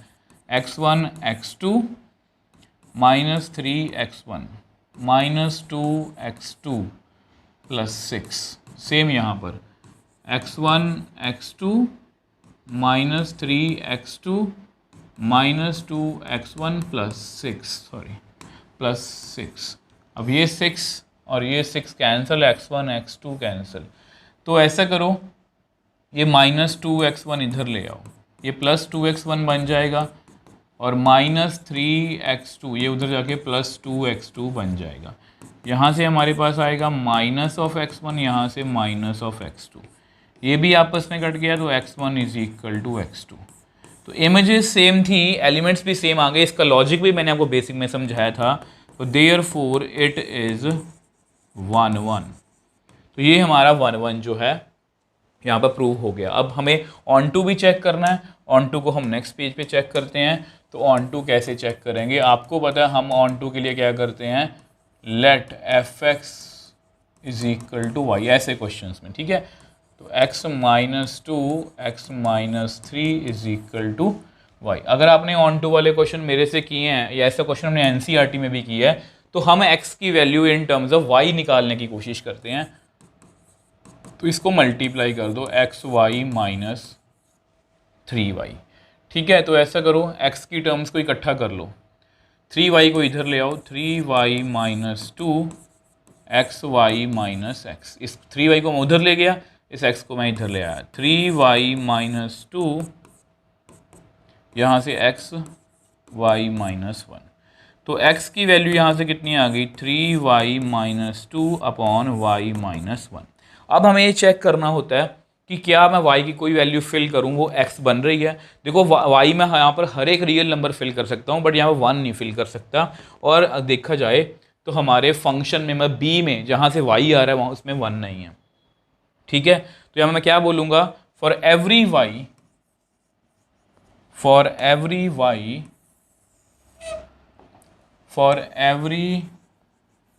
y belongs to b, there is x belongs to a such that fx is equal to y, therefore it is on to। तो हमारा फंक्शन 1 1 भी है, ऑन टू भी है, therefore f is बाइजेक्टिव। ये बहुत अच्छा क्वेश्चन था, आई थिंक ये आपको क्लियर है, इसमें और कुछ है ही नहीं है। तो नेक्स्ट क्वेश्चन पे चलते हैं। तो नेक्स्ट क्वेश्चन जो है अब यहाँ पर, अच्छा तो ये काफ़ी बड़ा क्वेश्चन है, इसमें हमें 4 डिफरेंट पार्ट्स पूछे गए हैं। सबसे पहला पार्ट है उसमें हमें दिया हुआ है कि, सॉरी पहला पार्ट नहीं मतलब जर्नलाइज क्या लिखा हुआ है, a माइनस 1 से लेके 1 तक है। Discuss the following functions defined on a, मतलब फंक्शन हमें a टू a डिफाइन है, यानी कि फंक्शन हमारा कोई भी हो, हमारा फंक्शन जो है वो a टू a डिफाइन है। a कितना है, -1 से 1। ठीक है, तो हमें आज ये फॉलोइंग फंक्शंस जो है वो चेक करने हैं। तो पहले पार्ट की बात करते हैं। पहले पार्ट में हमारा फंक्शन क्या है, fx is equal to x/2। तो अगर हम 1 1 की बात करें यहाँ पर, तो यहाँ पर 1 1 की बात करते हैं। ठीक है, और टाइम लगेगा बट अच्छा क्वेश्चन है। तो हम 2 एलिमेंट्स मान लेते हैं, x1 and x2 belongs to a। हम इमेजेस सेम मान लेते हैं, वो सेम मान लेते हैं, fx1 इक्वल टू fx2। इसका आंसर कितना आएगा, x1/2, इसका आंसर कितना आएगा, x2/2। अब ये आपस में कट गया तो x1 इक्वल टू x2। अगर ये है तो यहाँ पर हम क्या बोलेंगे, देयरफॉर f इज 1 1। तो 1 1 तो हो गया। ठीक है, अब ऑन टू की बात कर लेते हैं। तो ऑन टू में देखो यहाँ पर क्या है, लेट, इसको ऐसे ही लिख लो। अगर डायरेक्टली प्रूव होना हो तो मैं डायरेक्टली भी कर देता। fx की वैल्यू है x/2 is equal to Y. X कितना आ गया 2y। अब आपको पता है लेट y को 1 फिल कर लो, y को 1 फिल कर लो, x कितना आएगा 2 into 1 is equal to 2 does not belong to A. आपको पता है हमारा जो a है वो -1 से लेके 1 तक ही है, तो therefore y is equal to 1 belongs to a is not attached with any element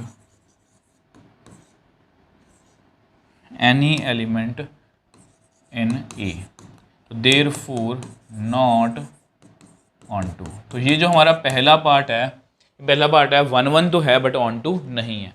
तो सेकंड पार्ट है gx is equal to mod x। तो सेकंड पार्ट की बात करते हैं। सेकंड पार्ट है gx is equal to mod x। अब जैसे ही mod x आ गया तो मुझे पता है कि ये 1 1 नहीं है, क्योंकि एज g ऑफ -1 मतलब कितना आंसर आएगा -1 का मॉड, वो भी 1 आया, g ऑफ 1 का आंसर भी 1 आया। Therefore -1 and 1 have same image, और अगर सेम इमेज है देयरफॉर नॉट 1 1, तो देयरफॉर नॉट 1 1। अब देखो मुझे अभी एक बात और याद आ गई है, ये यहाँ पर आप जितने भी यहाँ पर जितना मैंने काम किया है ये सब ये पूरी कंप्लीट PDF जो है वो आपको हमारे टेलीग्राम चैनल पर मिल जाएगी, तो वहाँ पर जाके आप डाउनलोड इसको कर सकते हो। ठीक है, जैसे ही वीडियो अपलोड होगी मैं आपको उस चैनल पर भी अपडेट कर दूंगा। ठीक, तो चलो आगे चलते हैं। अब ऑन टू की बात करते हैं। अब ऑन टू में क्या है यहाँ पर, तो क्लियरली वैसे देखा जाए ना ये ऑन टू नहीं है, तो ये ऑन टू नहीं है। मैं आपको यहाँ पर किसी और तरीके से बता देता हूँ ऑन टू। देखो ऑन टू कैसे नहीं है, देखो मेनली हमें चेक ही करना है ना। देखो ऑन टू कैसे चेक करेंगे, तो देखो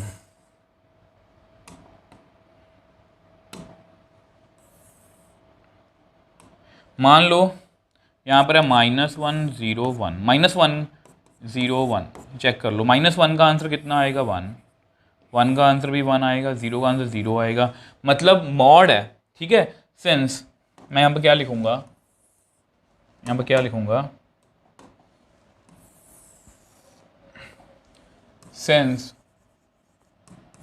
it is a mod function,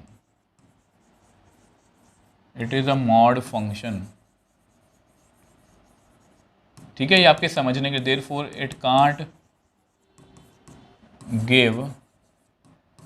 it can't give negative answers, therefore -1 is not attached। देखो ये ऐसा नहीं है कि यही एलिमेंट है, और भी है, मैंने जस्ट आपको दिखाने के लिए किया है। Is not attached with any element on left hand side, therefore not onto. तो ये तो हमारा फंक्शन ना तो 1 1 बना ना ही ऑन टू बना। तो नेक्स्ट पार्ट की बात करें, ये थोड़ा सा कॉम्प्लिकेटेड है, x इंटू मॉड एक्स। तो अच्छा क्वेश्चन है, बट अच्छा क्वेश्चन है, ये आपको पार्ट्स में क्वेश्चन जो है पूछा जा सकता है। तो थर्ड पार्ट की बात करते हैं। थर्ड पार्ट जो है hx is equal to x mod x। अब इसको सॉर्ट आउट करने के लिए, सबसे पहले हमें इसको थोड़ा सा ब्रेक करना पड़ेगा, क्योंकि मॉड को थोड़ा सा सेपरेट हमें करना पड़ेगा, क्योंकि इसके बिना हमारी बात जो है वो नहीं बनेगी। तो कैसे सॉर्ट आउट करेंगे? अब आपको पता है मॉड जो है वो 2 तरह से आंसर करता है। मॉड जो है वो इस तरह से काम करता है, ये मैंने आपको बहुत बार समझाया, +x -x। अगर x 0 या 0 से बड़ा है, x 0 से छोटा है। इसके लिए मैं एक ही बात यूज़ करता हूँ कि मॉड कोई ऐसा फंक्शन थोड़ी ना कि किसी ने कहा कि मॉड ऐसे बिहेव करेगा तो वैसे बिहेव करने लग जाएगा। मॉड के पीछे जो एक्चुअल काम करता है वो ये है कि आप इस 0 से बड़ा नंबर फिल कर लो, उसका आंसर डायरेक्टली वही आएगा। और अगर आप जैसे ही आप 0 से छोटा नंबर जैसे -1 फिल करोगे, या माइनस पहले से या -1 फिल करोगे तो +1, इस तरह से मॉड हमेशा हमें पॉजिटिव आंसर देता है। ठीक है, तो ये हमारी मॉड की सारी फिलॉसफी है। तो ये मॉड हो गया। ठीक है, अब यहाँ पर हम इसको ब्रेक करेंगे। तो कैसे ब्रेक करना है, देखो इसको कैसे ब्रेक करेंगे, इसको ऐसे ब्रेक कर लो, अगर x की वैल्यू यहाँ पर प्लस x आएगी अगर x जो है वो 0 या 0 से बड़ा है, और यहाँ पर इसकी वैल्यू माइनस x आएगी अगर x 0 से छोटा है। ठीक है, तो इसको थोड़ा सा और अच्छे से लिखें, तो हमारे पास कितना आएगा। तो देखो इसको ऐसे लिखेंगे, h x is equal to x square अगर x 0 या 0 से बड़ा है, माइनस एक्स स्क्वायर अगर x 0 से छोटा है। तो इस तरह से हमारा जो मॉड है वो बेसिकली काम करेगा। ठीक है, तो ये हमारा फंक्शन है। अब हमारा फंक्शन क्या हो गया यहाँ पर, डबल वैल्यूड। और अगर हमारा फंक्शन यहाँ पर डबल वैल्यूड है, मतलब यहाँ पर हमें इसको पार्ट्स में चेक करना पड़ेगा। तो केस 1 की बात करते हैं। ठीक है, तो ध्यान से करेंगे केस 1। तो केस 1 क्या होगा यहाँ पर, केस 1 यहाँ पर ऐसा करो, इस केस 1 को नीचे लिखो, इससे पहले एक बात लिख लो, वो मैं लिख देता हूँ यहाँ पर, let x1 and x2 belongs to A. तो मैंने दो एलिमेंट्स ले लिए। अब ये हो सकता है कि ये दोनों एलिमेंट्स जो हैं, अब जो हमारा केस बन रहा है, दोनों एलिमेंट्स क्या हों, both x1 and x2 are positive. अगर ये दोनों पॉजिटिव हैं, ठीक है, तो उसके लिए क्या करेंगे, हम इमेजेस अपनी क्या करेंगे, सेम करेंगे। आपको पता अगर पॉजिटिव है तो पॉजिटिव के लिए x1 का स्क्वायर x2 का स्क्वायर। अब यहाँ पर मैं डायरेक्टली कट कर दूंगा, प्लस माइनस नहीं लिखूंगा क्योंकि दोनों पॉजिटिव हैं। तो एलिमेंट्स सेम थे और इमेजेस सेम थी, एलिमेंट्स भी सेम आ गए, तो देयरफॉर इट इज़ 1 1। तो यहाँ पर ये हमारा फंक्शन जो है इस केस में, तो यहाँ एफ ना लिखो, इट इज़ 1 1। अगर हम सेकंड केस की बात करें, सेकंड केस भी सेम ऐसा ही होगा। सेकंड केस क्या होगा, both x1 and x2 are negative. दोनों नेगेटिव मान लिया। अगर नेगेटिव हैं तो फिर से वही दोनों की इमेजेस क्या मान लो, सेम। अगर दोनों की इमेजेस सेम है तो इसका आंसर आएगा x1 का स्क्वायर, इसका आंसर आएगा x2 का स्क्वायर माइनस का। ठीक है, क्योंकि नेगेटिव इस अकॉर्डिंग आंसर करेगा। ये कट कर दो, यहाँ पर भी ये कट कर दो, तो x1 इक्वल टू x2 ही आएगा। तो यहाँ पर ये भी क्या हो गया, इट इज़ 1 1। तो ये 1 1 हो गया। तो दोनों केसेस में 1 1 हो गया। क्या हमारे केस पॉसिबल, बाकी सारे पॉसिबल केस जो हैं वो हो गए हैं? नहीं सर, यहाँ पर केस रहता है। कौन सा केस रहता है? अगर वाइस वर्सा हो जाए कि एक x1 जो है पॉजिटिव हो जाए या नेगेटिव, दूसरा नेगेटिव हो जाए, तो वो केस भी डिस्कस कर लेते हैं। तो वो केस है हमारा थर्ड। ठीक है, वो केस है हमारा थर्ड केस। तो case number third, let x1 जो है इज़ पॉजिटिव एंड x2 जो है वो क्या है, नेगेटिव। इसमें वाइस वर्सा भी कर सकते हो, वो आप फोर्थ केस बना के भी डिस्कस कर सकते हो। ठीक है, अब देखो अगर x1 पॉजिटिव है तो इसका मतलब यहाँ पर हमारी जो पहले वाली थ्योरी है ये वाली फेल है। इसमें हम क्या करते हैं कि इमेजेस को सेम मानते हैं, एलिमेंट्स सेम आ जाते हैं। तो यहाँ पर हम एलिमेंट्स को सेम तो मान नहीं सकते हो कि एक पॉजिटिव है एक नेगेटिव है। तो यहाँ पर हम उल्टा काम करते हैं, therefore x1 not equal to x2। हम ये चेक करेंगे क्या इनकी इमेजेस भी क्या आ रही हैं, सेम आ रही हैं या डिफरेंट आ रही हैं। अगर डिफरेंट आ गई तो डिफरेंट एलिमेंट्स की डिफरेंट इमेज होगी। तो fx1 की बात करते हैं। fx1 का आंसर कितना आएगा, x1 क्या पॉजिटिव है तो x1 का स्क्वायर। अभी इसका आंसर कितना आएगा, हमेशा पॉजिटिव। fx2 की बात करते हैं, fx2 का आंसर कितना, माइनस x2 का स्क्वायर। x2 की वैल्यू जो मर्जी हो, उसका स्क्वायर तो पॉजिटिव रहेगा ना, उसके बाहर नेगेटिव है तो इसका आंसर हमेशा नेगेटिव आएगा। तो देयरफॉर fx1 क्या लिखूंगा मैं, fx1 fx2 के इक्वल नहीं है, तो देयरफॉर इट इज़ 1 1। तो हमारा जो फंक्शन है, देखो इसका फोर्थ केस डिस्कस करना हुआ आप कर सकते हो अकॉर्डिंग टू नंबर्स, कि यहाँ पर आप x1 को नेगेटिव कर लेना, x2 को पॉजिटिव कर लेना, वो बिल्कुल सेम है, बिल्कुल सेम इसी तरीके से हो जाएगा। अगर आपको लगे कि पेपर में मार्क्स जो हैं ज़्यादा हैं तो आप डिस्कस कर सकते हो। तो हर केस में हमारा फंक्शन जो है वो क्या हो गया, f इज़ 1 1। तो अब हमें बात करनी है बेसिकली ऑन टू की। ऑन टू में कंफ्यूज मत होना, ठीक है, ऑन टू में कंफ्यूज मत होना, क्योंकि कई बार नॉर्मली बच्चे होते हैं इसमें देखो हमारा फंक्शन जो है वो कुछ इस तरह से है, एक्स स्क्वायर अगर एक्स 0 या 0 से बड़ा है, माइनस एक्स स्क्वायर अगर एक्स 0 से छोटा है। नॉर्मली जो स्क्वायर वाला फंक्शन होता है ना वो ऑन टू नहीं होता अगर वो रियल नंबर की बात करूँ, क्योंकि उसमें क्या होता है कि वो उसका आंसर हमेशा पॉजिटिव आता है, तो बहुत से रियल नंबर जो नेगेटिव रियल नंबर होते हैं वो छूट जाते हैं। बट यहाँ पर दोनों तरह के आंसर है। अगर आप एक्स को 1 फिल करोगे तो 1 का स्क्वायर 1, वो भी हमारे फंक्शन में है। अगर आप एक्स को 0.5 फिल करोगे, 0.5 का स्क्वायर कितना आएगा, 0.25, ठीक है, वो भी हमारे मतलब कि रेंज में ही आएगा।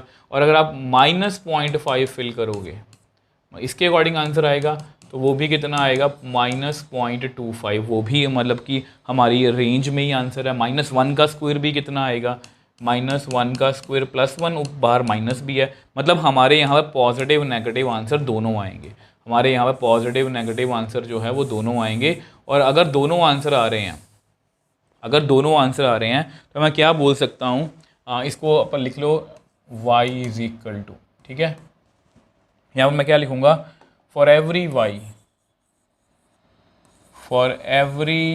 y belongs to A there is x belongs to A such that y = hx, मतलब कुछ इस तरह से है। मतलब हमारा जो फंक्शन है ना वो हमेशा अपनी मतलब कि मतलब y में कोई भी एलिमेंट खाली नहीं रह रहा, वो हमेशा किसी ना किसी के साथ अटैच हो रहा है। तो therefore it is onto, तो ये 1 1 भी है, ये ऑन टू भी है, तो इट इज़ क्या लिखूँगा, देयरफॉर f इज़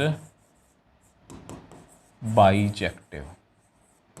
ठीक है, देखो इसको अब समझने में दोबारा समझा देता हूँ। देखो मान लो यहाँ पर 2 या 3 एलिमेंट ही हैं, ठीक है, -1 0 1। देखो अगर आप x को -1 फिल करोगे तो इसके अकॉर्डिंग है, तो इसका आंसर पता कितना आएगा, -1 ही आएगा। 0 फिल करोगे 0 आएगा, 1 फिल करोगे 1 आएगा, मतलब यहाँ पर कोई भी एलिमेंट छूट नहीं रहा। और अगर कोई एलिमेंट छूट नहीं रहा तो ये फंक्शन जो है ये मकी ऑन टू पक्का है। ठीक है, आप चेकआउट कर सकते हो। तो इस तरह से हमने इस क्वेश्चन को भी बहुत ईजिली सॉल्व कर लिया। तो नेक्स्ट पार्ट की बात करें, इसमें कुछ पूछा है, इसमें ये तो हो गया हमारा। हाँ जी, अब कि ये फोर्थ पार्ट रहेगा, kx = x², kx = x²। तो फोर्थ पार्ट है हमारा kx = x²। तो क्लियरली यहाँ पर लेट k ऑफ -1 की बात करते हैं तो वो आएगा -1 का स्क्वायर, तो ये 1 आ गया। k ऑफ 1 की बात करते हैं तो वो भी 1 का स्क्वायर आ गया।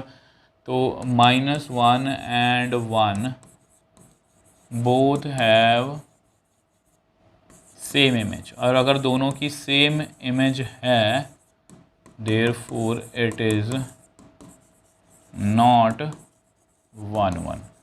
तो ये 1 1 जो है वो नहीं है। अगर हम मतलब कि ऑन टू की बात करें तो यहाँ पर ये जो फंक्शन, जैसे मैंने पिछली क्वेश्चन में बताया था, स्क्वायर जो होता है वो कभी भी ऑन टू मतलब कि यहाँ पर जो है वो नहीं बन सकता। मैं आपको दिखा देता हूँ किस तरह से।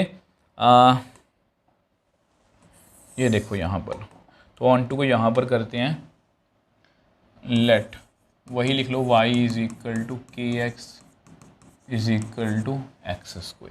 ठीक है, तो यहाँ पर y = x² है, तो यानी कि अगर मैं इसको आपको बना के ही दिखाऊँ, इसको यहाँ पर आपको ज़्यादा क्लियर हो जाएगा, यहाँ पर आपको बना के दिखा देता हूँ।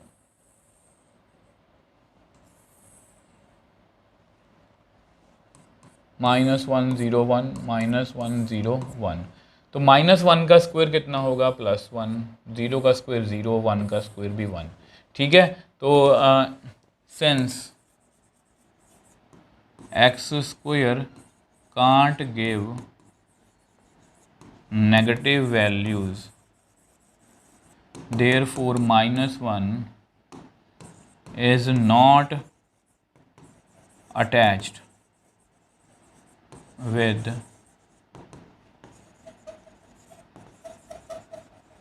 any element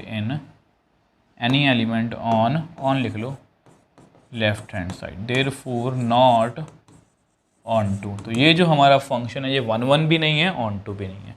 तो इस तरह से हमने चारों पार्ट्स को बहुत ईजिली सॉल्व कर लिया। कोई भी डाउट हो तो आप मुझे नीचे कमेंट सेक्शन में लिख सकते हो। Each of the following defines a relation on N, x is greater than y. Okay, हमें रिलेशंस को डिफाइन करना है और determine which of the relations are reflexive, symmetric and transitive.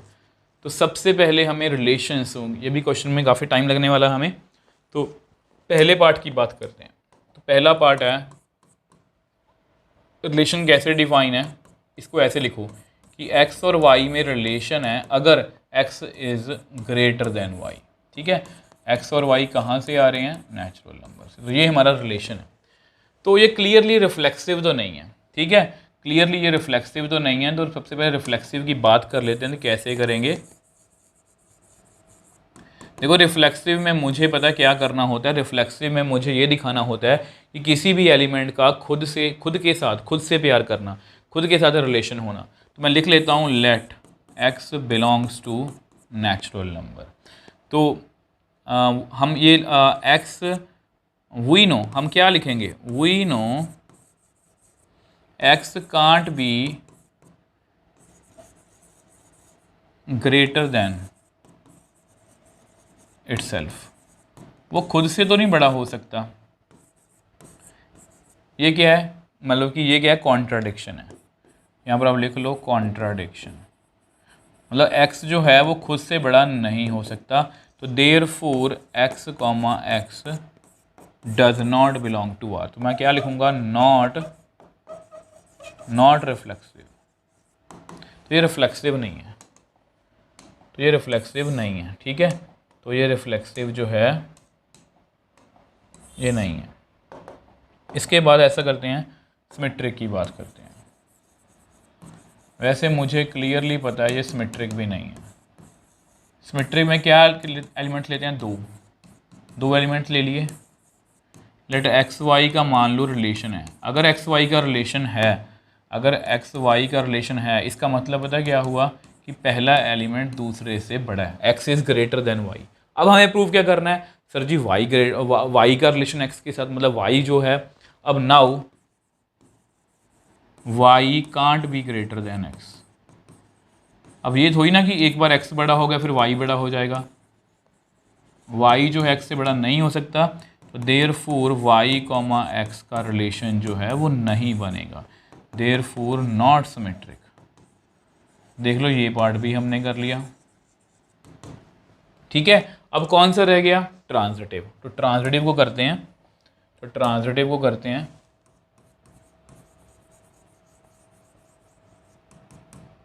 तो ट्रांजिटिव आपको क्या लग रहा है, प्लीज़ नीचे कमेंट सेक्शन में लिखो। वीडियो को पॉज करो, लिखो।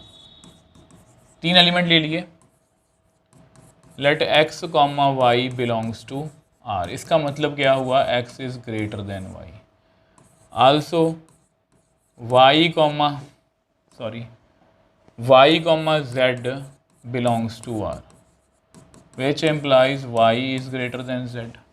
अब ये मुझे थोड़ा सा ट्रू लग रहा है कि x जो है वो y से बड़ा है, 4 जो है वो 2 से बड़ा है, 2 जो है वो 1 से बड़ा है। इसका मतलब 4 जो है वो 1 से भी बड़ा है। यानी कि ये मैं जो है ये लिख सकता हूँ। ठीक है, ये जो है मैं लिख सकता हूँ। तो यहाँ मैं क्या लिखूँगा, as x greater than y and y greater than z, which implies x greater than z, which implies x comma z belongs to R, therefore it is transitive. तो ये जो हमारा रिलेशन है ये रिफ्लेक्सिव तो नहीं है, ना सिमेट्रिक है, बट ट्रांजिटिव है। तो नेक्स्ट क्वेश्चन की बात करते हैं। x plus y is equal to 10। ठीक है, तो ये भी बहुत ये ईजी लग रहा है मुझे, ये थोड़ा सा ईजी लग रहा है। तो सेकंड की बात करते हैं। तो सेकंड क्या, तो सेकंड रिलेशन है हमारा कुछ इस तरह से कि x और y का रिलेशन बनेगा जब x plus y is equal to 10, और x और y कहाँ से आ रहे हैं, नेचुरल नंबर में से। तो ये तो मैं ऑर्डर्ड पेयर डायरेक्टली लिख सकता हूँ, इसके मैं डायरेक्टली ऑर्डर्ड पेयर लिख सकता हूँ। जैसे 1 से स्टार्ट करेंगे, 1 को 9 में ऐड करेंगे 10 आएगा, 2 को 8 में ऐड करेंगे 10 आएगा, 3 को 7 में ऐड करेंगे 10 आएगा, 4 को 6 के साथ, 5 को 5 के साथ, 6 को 4 के साथ, 7 को 3 के साथ, 8 को 2 के साथ, 9 को 1 के साथ, और कुछ नहीं आ सकता क्योंकि 1 से हम आगे नहीं जा सकते, 1 से थोड़ी पीछे नहीं जा सकते, 0 से स्टार्ट नहीं कर सकते, तो यही ऑर्डर्ड पेयर्स आएंगे। अब यहाँ पर लिख दो अपनी मर्जी से, clearly it is not reflexive.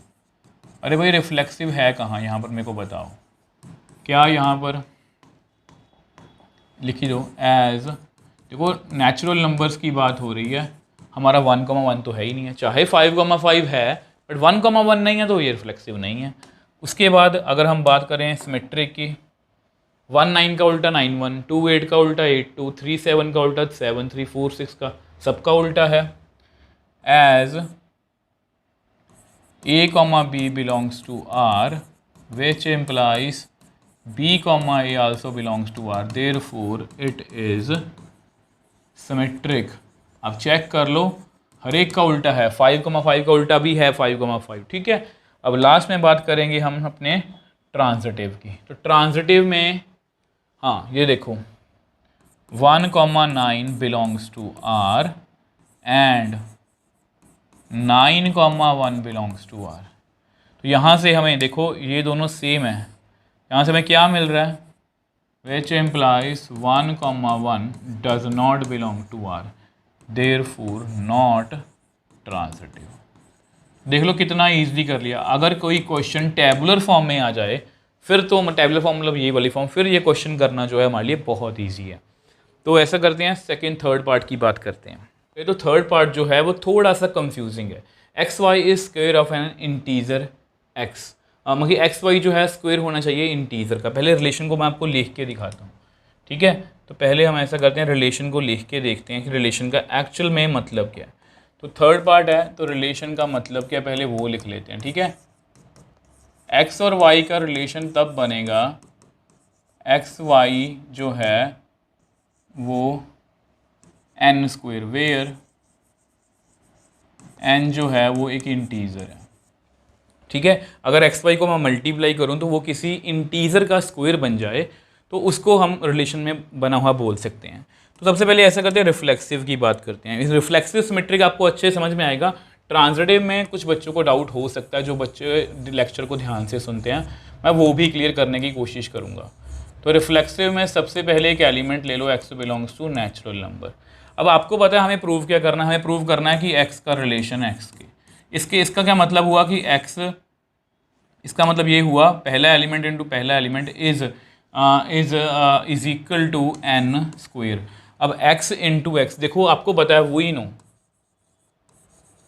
We know x into x कितना होगा, एक्स का स्क्वायर, वेयर एक्स जो है वो कहाँ से आ रहा है, नेचुरल नंबर में से।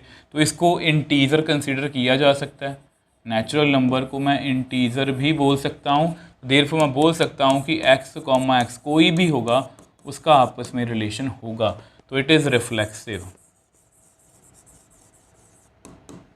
ठीक है। अब इसके बाद अगर हम सिमेट्रिक की बात करें, सिमेट्रिक भी आपको अच्छे से समझ में आएगा, सिमेट्रिक भी आपको अच्छे से समझ में आएगा। Let x comma y belongs to N, तो लेट हम मान लेते हैं कि एक्स और वाई का रिलेशन है, इसका मतलब क्या हुआ, x y is equal to n square. अब आपको पता है प्रूव क्या करवाना है, हमें प्रूव करवाना है वाई और एक्स का भी रिलेशन है, मतलब पहला एलिमेंट इंटू दूसरा एलिमेंट, मतलब पहला एलिमेंट इंटू दूसरा एलिमेंट। तो ये भी बड़े आराम से प्रूव हो जाएगा। तो विच एम्प्लाइज, इसको मैं ये भी लिख सकता हूँ कि y into x is equal to n square. तो विच एम्प्लाइज y और x का रिलेशन जो है वो बन गया। देखो अगर x y को मैं एन स्क्वायर लिख सकता हूँ, देखो इसको आप ऐसे समझ लो, 4 इंटू 1 को मैं 2 का 4 इंटू 1 को मैं 2 का स्क्वायर लिख सकता हूँ, तो 1 इंटू 4 को भी तो 2 का स्क्वायर लिख ही सकता हूँ ना। तो इसलिए ये हमेशा क्या होगा, सिमेट्रिक। तो सिमेट्रिक भी हो गया, ठीक है। अब बात करते हैं ट्रांजिटिव की। अब ट्रांजिटिव में ना कुछ बच्चों को ये लगेगा कि सर आप ना मतलब कि इसको बोलें क्रैमिंग करवा रहे हो, ठीक है। मैं आपको थोड़ा सा दिखाने की कोशिश करता हूँ कि क्या कंफ्यूजन आपके मन में आ सकती है। क्योंकि मुझे ये होता है कि जो डाउट, मैं हमेशा ये कोशिश करता हूँ, पहले मैं आपको हमेशा बोलता हूँ ना, मैं तैयारी करता हूँ लेक्चर की कि बच्चे कौन कौन से क्वेश्चन जो वो रेज कर सकते हैं। नहीं तो क्वेश्चन सॉल्व करने हो या सोल्यूशन देखना हो तो वो तो आपको कहीं से भी मिल जाएगा, आपको इसी चैनल पर थोड़ी ना आना है। आप इस चैनल पर इसलिए आए हो क्योंकि आपको उन रीजंस का आंसर मतलब उन आंसर्स का, जो भी आंसर हमने दिए हैं उनका रीज़न जानना है। तो यहाँ पर हम क्या लिखेंगे, लेट एक्स वाई का रिलेशन है। अगर एक्स वाई का रिलेशन है इसका मतलब एक्स और y is equal to n square, मैं लिख सकता हूँ। ठीक है, आल्सो वाई जेड का रिलेशन है, इसका मतलब वाई जेड को मैं एन स्क्वायर जो है वो लिख सकता हूँ। ठीक है, अब ऐसा करो, दोनों को मल्टीप्लाई कर दो, x y into y z is equal to n square into n square. ठीक है, तो यहाँ पर ये क्या बन गया, ये बन गया x y square z is equal to n की पावर 4। ये बन गया x z upon is equal to n 4 by y square, which implies x z is equal to n square by y का स्क्वायर। अब ये बेसिकली एक integer ही है। अब बहुत से बच्चे ना यहाँ पर कंफ्यूज, कुछ बच्चों को तो डाउट में क्लियर कुछ पता भी नहीं लगेगा कि ये ऐसा क्यों है, बट मेरे मन में आया डाउट तो मुझे लगा आपको बताना चाहिए। अब कुछ बच्चों को लगेगा कि सर ये इंटीजर कैसे बन सकता है, तो इसके लिए मैंने बहुत सी ना एग्जांपल्स करके देखी।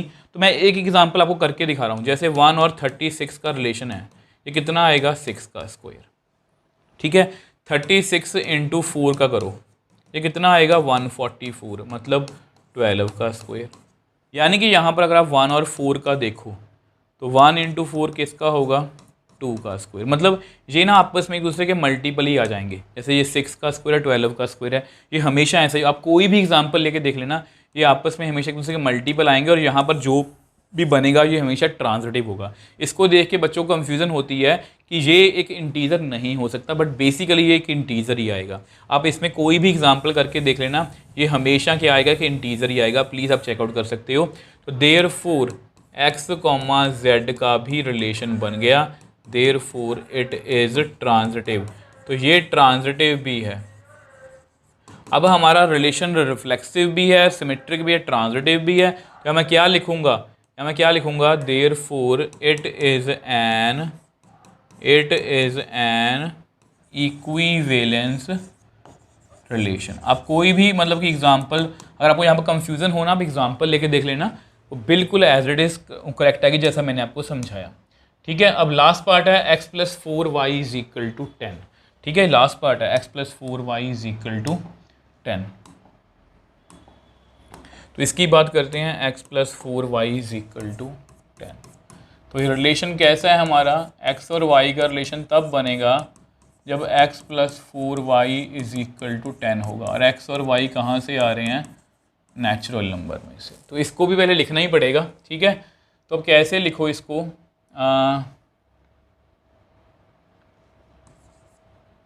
इसको अब ऐसे लिखो, 4y is equal to 10 minus x. तो y कितना आएगा, 10 माइनस एक्स बाई 4। तो यहाँ पर अगर आप x को 1 लोगे, 1 से तो बात नहीं बनेगी, 2 से बात बनेगी। अगर मैं x को 2 ले लूँ तो y कितना आएगा, 10 माइनस 2 बाई 4। तो 8 बाई 4 कितना आ गया, 2। तो यानी कि 2,2। ठीक है, तो यहाँ पर हमारे रिलेशन सेट में 2,2 तो आएगा। 3 नहीं फिल कर सकते, यहाँ पर 4 फिल करूँ, 4 10 माइनस 4 6, ये भी नहीं फिल कर सकते। देखो क्यों नहीं फिल कर सकते, 10 माइनस 4 करोगे आप तो कितना आएगा, 6 बाई 4। ये कितना आ गया, 3/2। 3/2 नेचुरल नंबर नहीं है। ठीक है, 3/2 नेचुरल नंबर नहीं है। तो यहाँ पर अगर मैं x को 5 नहीं 6 फिल करूँ, x को अगर मैं 6 फिल करूँ तो 10 माइनस 6/4, ये कितना आ गया, 4/4, कितना आ गया, 1। तो यहाँ पर 6,1 भी है। 7 नहीं फिल कर, 8 नहीं, 9 नहीं, 10 नहीं, फिर 0 आएगा, 0 भी नेचुरल नंबर नहीं है। और अगर मैं 10 से आगे जाऊंगा तो ये नेगेटिव बनेगा, तो यानी कि इसमें 2 ही एलिमेंट्स आएंगे। अब क्लियरली अब आपको पता है नेचुरल नंबर्स की बात हो रही है, not reflexive, not reflexive as, यहाँ पर आप लिख सकते हो 1,1 does not belong to R. और यहाँ पर आप ये भी लिख सकते हो नॉट सिमेट्रिक। सिमेट्रिक क्यों नहीं है? As 6,1 belongs to R but 1,6 does not belong to R. अब यहाँ पर आप ये भी लिख सकते हो ये ट्रांजिटिव है। देखो इसका पेयर किसी से बन नहीं रहा, इसका पेयर किसी से बन नहीं रहा, तो it is transitive, it is transitive. ये बात का ध्यान रखोगे, यहाँ पर पेयर ही नहीं बन रहा। देखो 2 पेयर बनने चाहिए, और अगर 2 पेयर ही नहीं बन रहे तो उसको हम चेक ही नहीं करेंगे, तो इट इज़ ट्रांजिटिव। तो ये रिलेशन जो है रिफ्लेक्सिव नहीं है, सिमेट्रिक नहीं है, बट ट्रांजिटिव है। तो चारों पार्ट्स बहुत इंपॉर्टेंट है एग्जाम पॉइंट ऑफ व्यू से। अब लास्ट क्वेश्चन की बात करते हैं। अब ये क्वेश्चन भी ना एग्जाम पॉइंट ऑफ व्यू से बहुत इंपॉर्टेंट है। रिलेशन हमारा डिफाइन है A cross A to A, मतलब A cross A to A cross A, मतलब यहाँ पर जो एलिमेंट्स हैं हमारे, यहाँ पर जो हमारे एलिमेंट्स हैं, नॉर्मली हम लिखते हैं X और Y का रिलेशन। यहाँ पर हमारा रिलेशन किस तरह से डिफाइन है? यहाँ पर हमारा रिलेशन इस तरह से डिफाइन है कि AB का रिलेशन CD के साथ तभी बनेगा अगर A plus d is equal to B plus c. ठीक है, और अगर आपने मेरे से NCERT में पढ़ा है तो आपको पता है इसका मतलब ये है कि अगर मैं इसको नंबरिंग दूँ 1 2 3 4, पहले में चौथा ऐड करना है और दूसरे में तीसरा ऐड करना है। इस नंबरिंग को आप याद रखोगे। तो सबसे पहले रिफ्लेक्सिव की बात करते हैं। तो रिफ्लेक्सिव में देखो कैसे करने वाले हैं। अब यहाँ पर एक बात का ध्यान रखना है कि ये एक एलिमेंट है, क्योंकि यहाँ पर हमारा सेट कैसा है, देखो ये हमारा रिलेशन है इस तरह से डिफाइन है, A cross A to A cross A, इस तरह से डिफाइन है। इसलिए हमारे जो एलिमेंट्स हैं वो भी डबलेट की उसकी ऑर्डर्ड पेयर की फॉर्म में है। तो इस बात का आप ध्यान रखोगे। तो रिफ्लेक्सिव में हमें एक एलिमेंट लेना होता है, तो हम एक एलिमेंट ले लेते हैं A comma B belongs to, यहाँ पर किस में है, A क्रॉस A। ठीक है, हमें प्रूव क्या करवाना है? सर जी हमें ये प्रूव करवाना है, इसको रफ में लिखो, AB का रिलेशन AB के साथ। तो हमारा पैटर्न क्या कहता है, पहले को चौथे के साथ लिखना है, पहले को चौथे के साथ, दूसरे को तीसरे के साथ। और ये तो यूनिवर्सल ट्रुथ है। वी नो, हम कहाँ से स्टार्ट करेंगे, उल्टा। वी नो, ये क्वेश्चन ना पेपर में बहुत बार आया हुआ, A plus B is equal to B plus, ये तो सही है। 2 प्लस 3 और 3 प्लस 2 जो है वो सेम होता है। तो इसका मतलब AB का रिलेशन AB के साथ बन गया, और इसका मतलब R इज रिफ्लेक्सिव। ठीक है, अब सिमेट्रिक की बात करते हैं।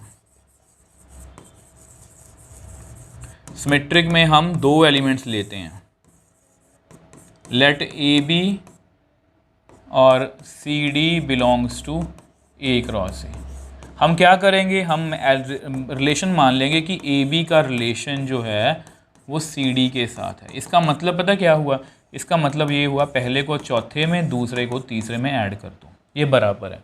अब हमें प्रूव क्या करवाना है, सर जी ये प्रूव करवाना है कि CD का रिलेशन AB के साथ है। अब बात बताओ मेरे को, पहला कौन है, सर जी C, चौथा कौन है, सर जी B, दूसरा D, तीसरा A। तो ये हमें प्रूव करना, तो ये तो प्रूव ही है, देखो ये तो प्रूव्ड ही है, देखो ये तो प्रूव्ड ही है। तो ये यहाँ पर लिख लो, ठीक है। इसको मैं रिमूव ही कर देता हूँ, इसको मैंने आपको दिखा ही दिया, ठीक है।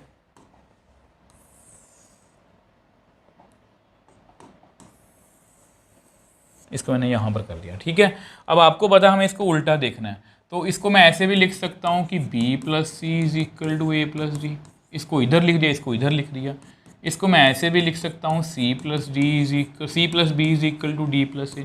इसका मतलब है CD का रिलेशन जो है वो AB के साथ बन गया, पहले को चौथे के साथ, दूसरे को तीसरे के साथ। देयरफॉर इट इज़ सिमेट्रिक, तो ये सिमेट्रिक भी है, ठीक है। अब कौन सा रह गया, सर जी ट्रांजिटिव। तो उसको हम नेक्स्ट पेज पे देख लेते हैं। तो ट्रांजिटिव को देखते हैं, ट्रांजिटिव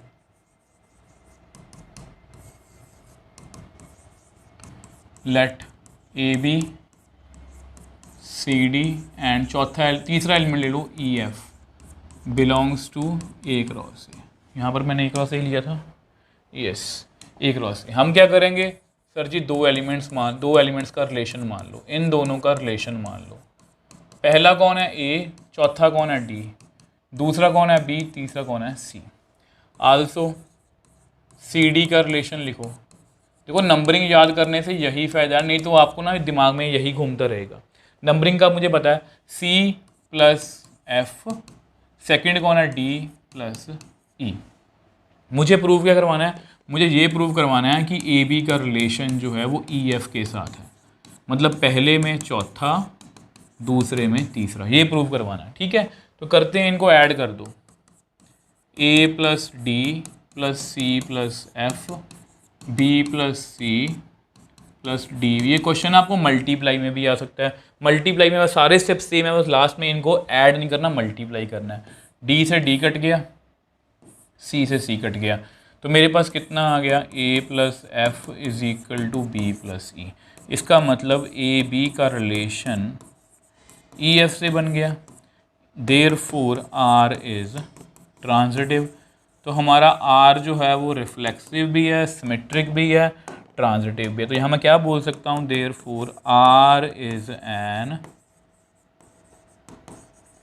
इक्विवेलेंस रिलेशन। तो इस तरह से हमने ये क्वेश्चन जो है बहुत ईजिली, सॉरी ये क्वेश्चन कंप्लीट नहीं हुआ, इसमें एक चीज़ रहती है, वो मैं आपको बता देता हूँ। इक्विवेलेंस क्लास, अब ये इक्विवेलेंस क्लास की ना बहुत इंपॉर्टेंट है, क्योंकि ये क्वेश्चन आपको 5 मार्क्स में भी आ सकता है, और इक्विवेलेंस का क्लास का अकेला क्वेश्चन जो है आपको 2-3 मार्क्स में भी आ सकता है। 2-5 की इक्विवेलेंस क्लास लिखनी है, तो हम क्या करेंगे, सबसे पहले आप क्या करो, यहाँ पर आप लिखो 2-5। तो बेसिकली हमें करना कुछ नहीं है, हमें 2-5 के साथ देखना है कौन अटैच हो रहा है। जैसे सी प्लस डी लिख लेता हूँ। अब आपको पता है इसका मतलब क्या है, 2 में करो लास्ट वाला ऐड, 5 में करो थर्ड वाला ऐड। ठीक है, तो आप यहाँ पर ऐसा करो, यहाँ से आप डी की वैल्यू निकाल लो, तो डी की वैल्यू कितनी आएगी, 3 प्लस सी। ठीक है, अब सी जो है वो कहाँ से आ रहा है, सी पहला एलिमेंट है 1 से लेके 9 तक। अब सी को यहाँ पर 1 फिल करो, सी को जो है वो यहाँ पर 1 फिल कर लो। अब सी को जैसे ही आप 1 फिल करोगे तो डी कितना आएगा, 3 + 1 मतलब 4। तो यहाँ से 3,4 आ गया, सॉरी 1,4। ठीक है, सी को ऐसा करो 2 फिल कर लो, तो डी कितना आएगा, 3 + 2 5, तो यानी कि 2,5 आ गया। सी को 3 फिल कर लो, डी कितना आ गया, 3 + 3 तो 6, विच एम्प्लाइज 3,6 आ गया। सी को 4 फिल कर लो, तो डी कितना आएगा, 3 + 4 मतलब 7, तो 4,7 आ गया। सी को 5 फिल कर लो, डी कितना आ गया, 3 + 5 = 8, तो यहाँ पर कितना आ गया, 5,8। अब यहाँ पर सी को 6 फिल कर लो, तो डी कितना आएगा, 3 + 6 = 9, तो यहाँ पे 6,9 आ गया। सी को 7 फिल कर लो, तो डी कितना आएगा, 3 + 7 = 10, does not belong to A. तो ए में ही नहीं है, तो इसलिए ये नहीं आएंगे। तो ये सारी क्या है, इक्विवेलेंस क्लास ऑफ 2,5, ये आपको पेपर में आ सकता है। तो इस तरह से हमने रिलेशंस एंड फंक्शंस में जितने भी क्वेश्चंस थे, लॉन्ग आंसर टाइप और short answer type, NCERT exemplar के, वो मैंने कवर करवाने की कोशिश की है। अगर आपको वीडियो में कहीं पर भी कोई डाउट है, आप मुझे नीचे कमेंट सेक्शन में पूछ सकते हो। जैसा कि मैंने आपको प्रॉमिस किया था कि ये पूरी पीडीएफ जो है आपको हमारे टेलीग्राम चैनल पर फ्री ऑफ कॉस्ट मिल जाएगी, आप वहाँ से डाउनलोड कर सकते हो। बट आप सबसे ये रिक्वेस्ट है कि प्लीज़ इस वीडियो को ज़्यादा से ज़्यादा शेयर करना, क्योंकि इस वीडियो को अगर आप शेयर करोगे और जो इस पर मुझे मतलब कि रिस्पॉन्स मिलेगा, देखो इससे मुझे तो मोटिवेशन मिलती है, यूट्यूब को भी, एल्गोरिथम को भी ये पता लगता है कि ये वीडियो मतलब कि बच्चे ज़्यादा देखना चाहते हैं, तो वो ज़्यादा से ज़्यादा बच्चों तक ये वीडियो पहुंचेगी। और मेरा मोटिव भी यही है कि मैं ज़्यादा से ज़्यादा बच्चों तक पहुंच पाऊं, और उसमें जो है वो मुझे आपका साथ चाहिए।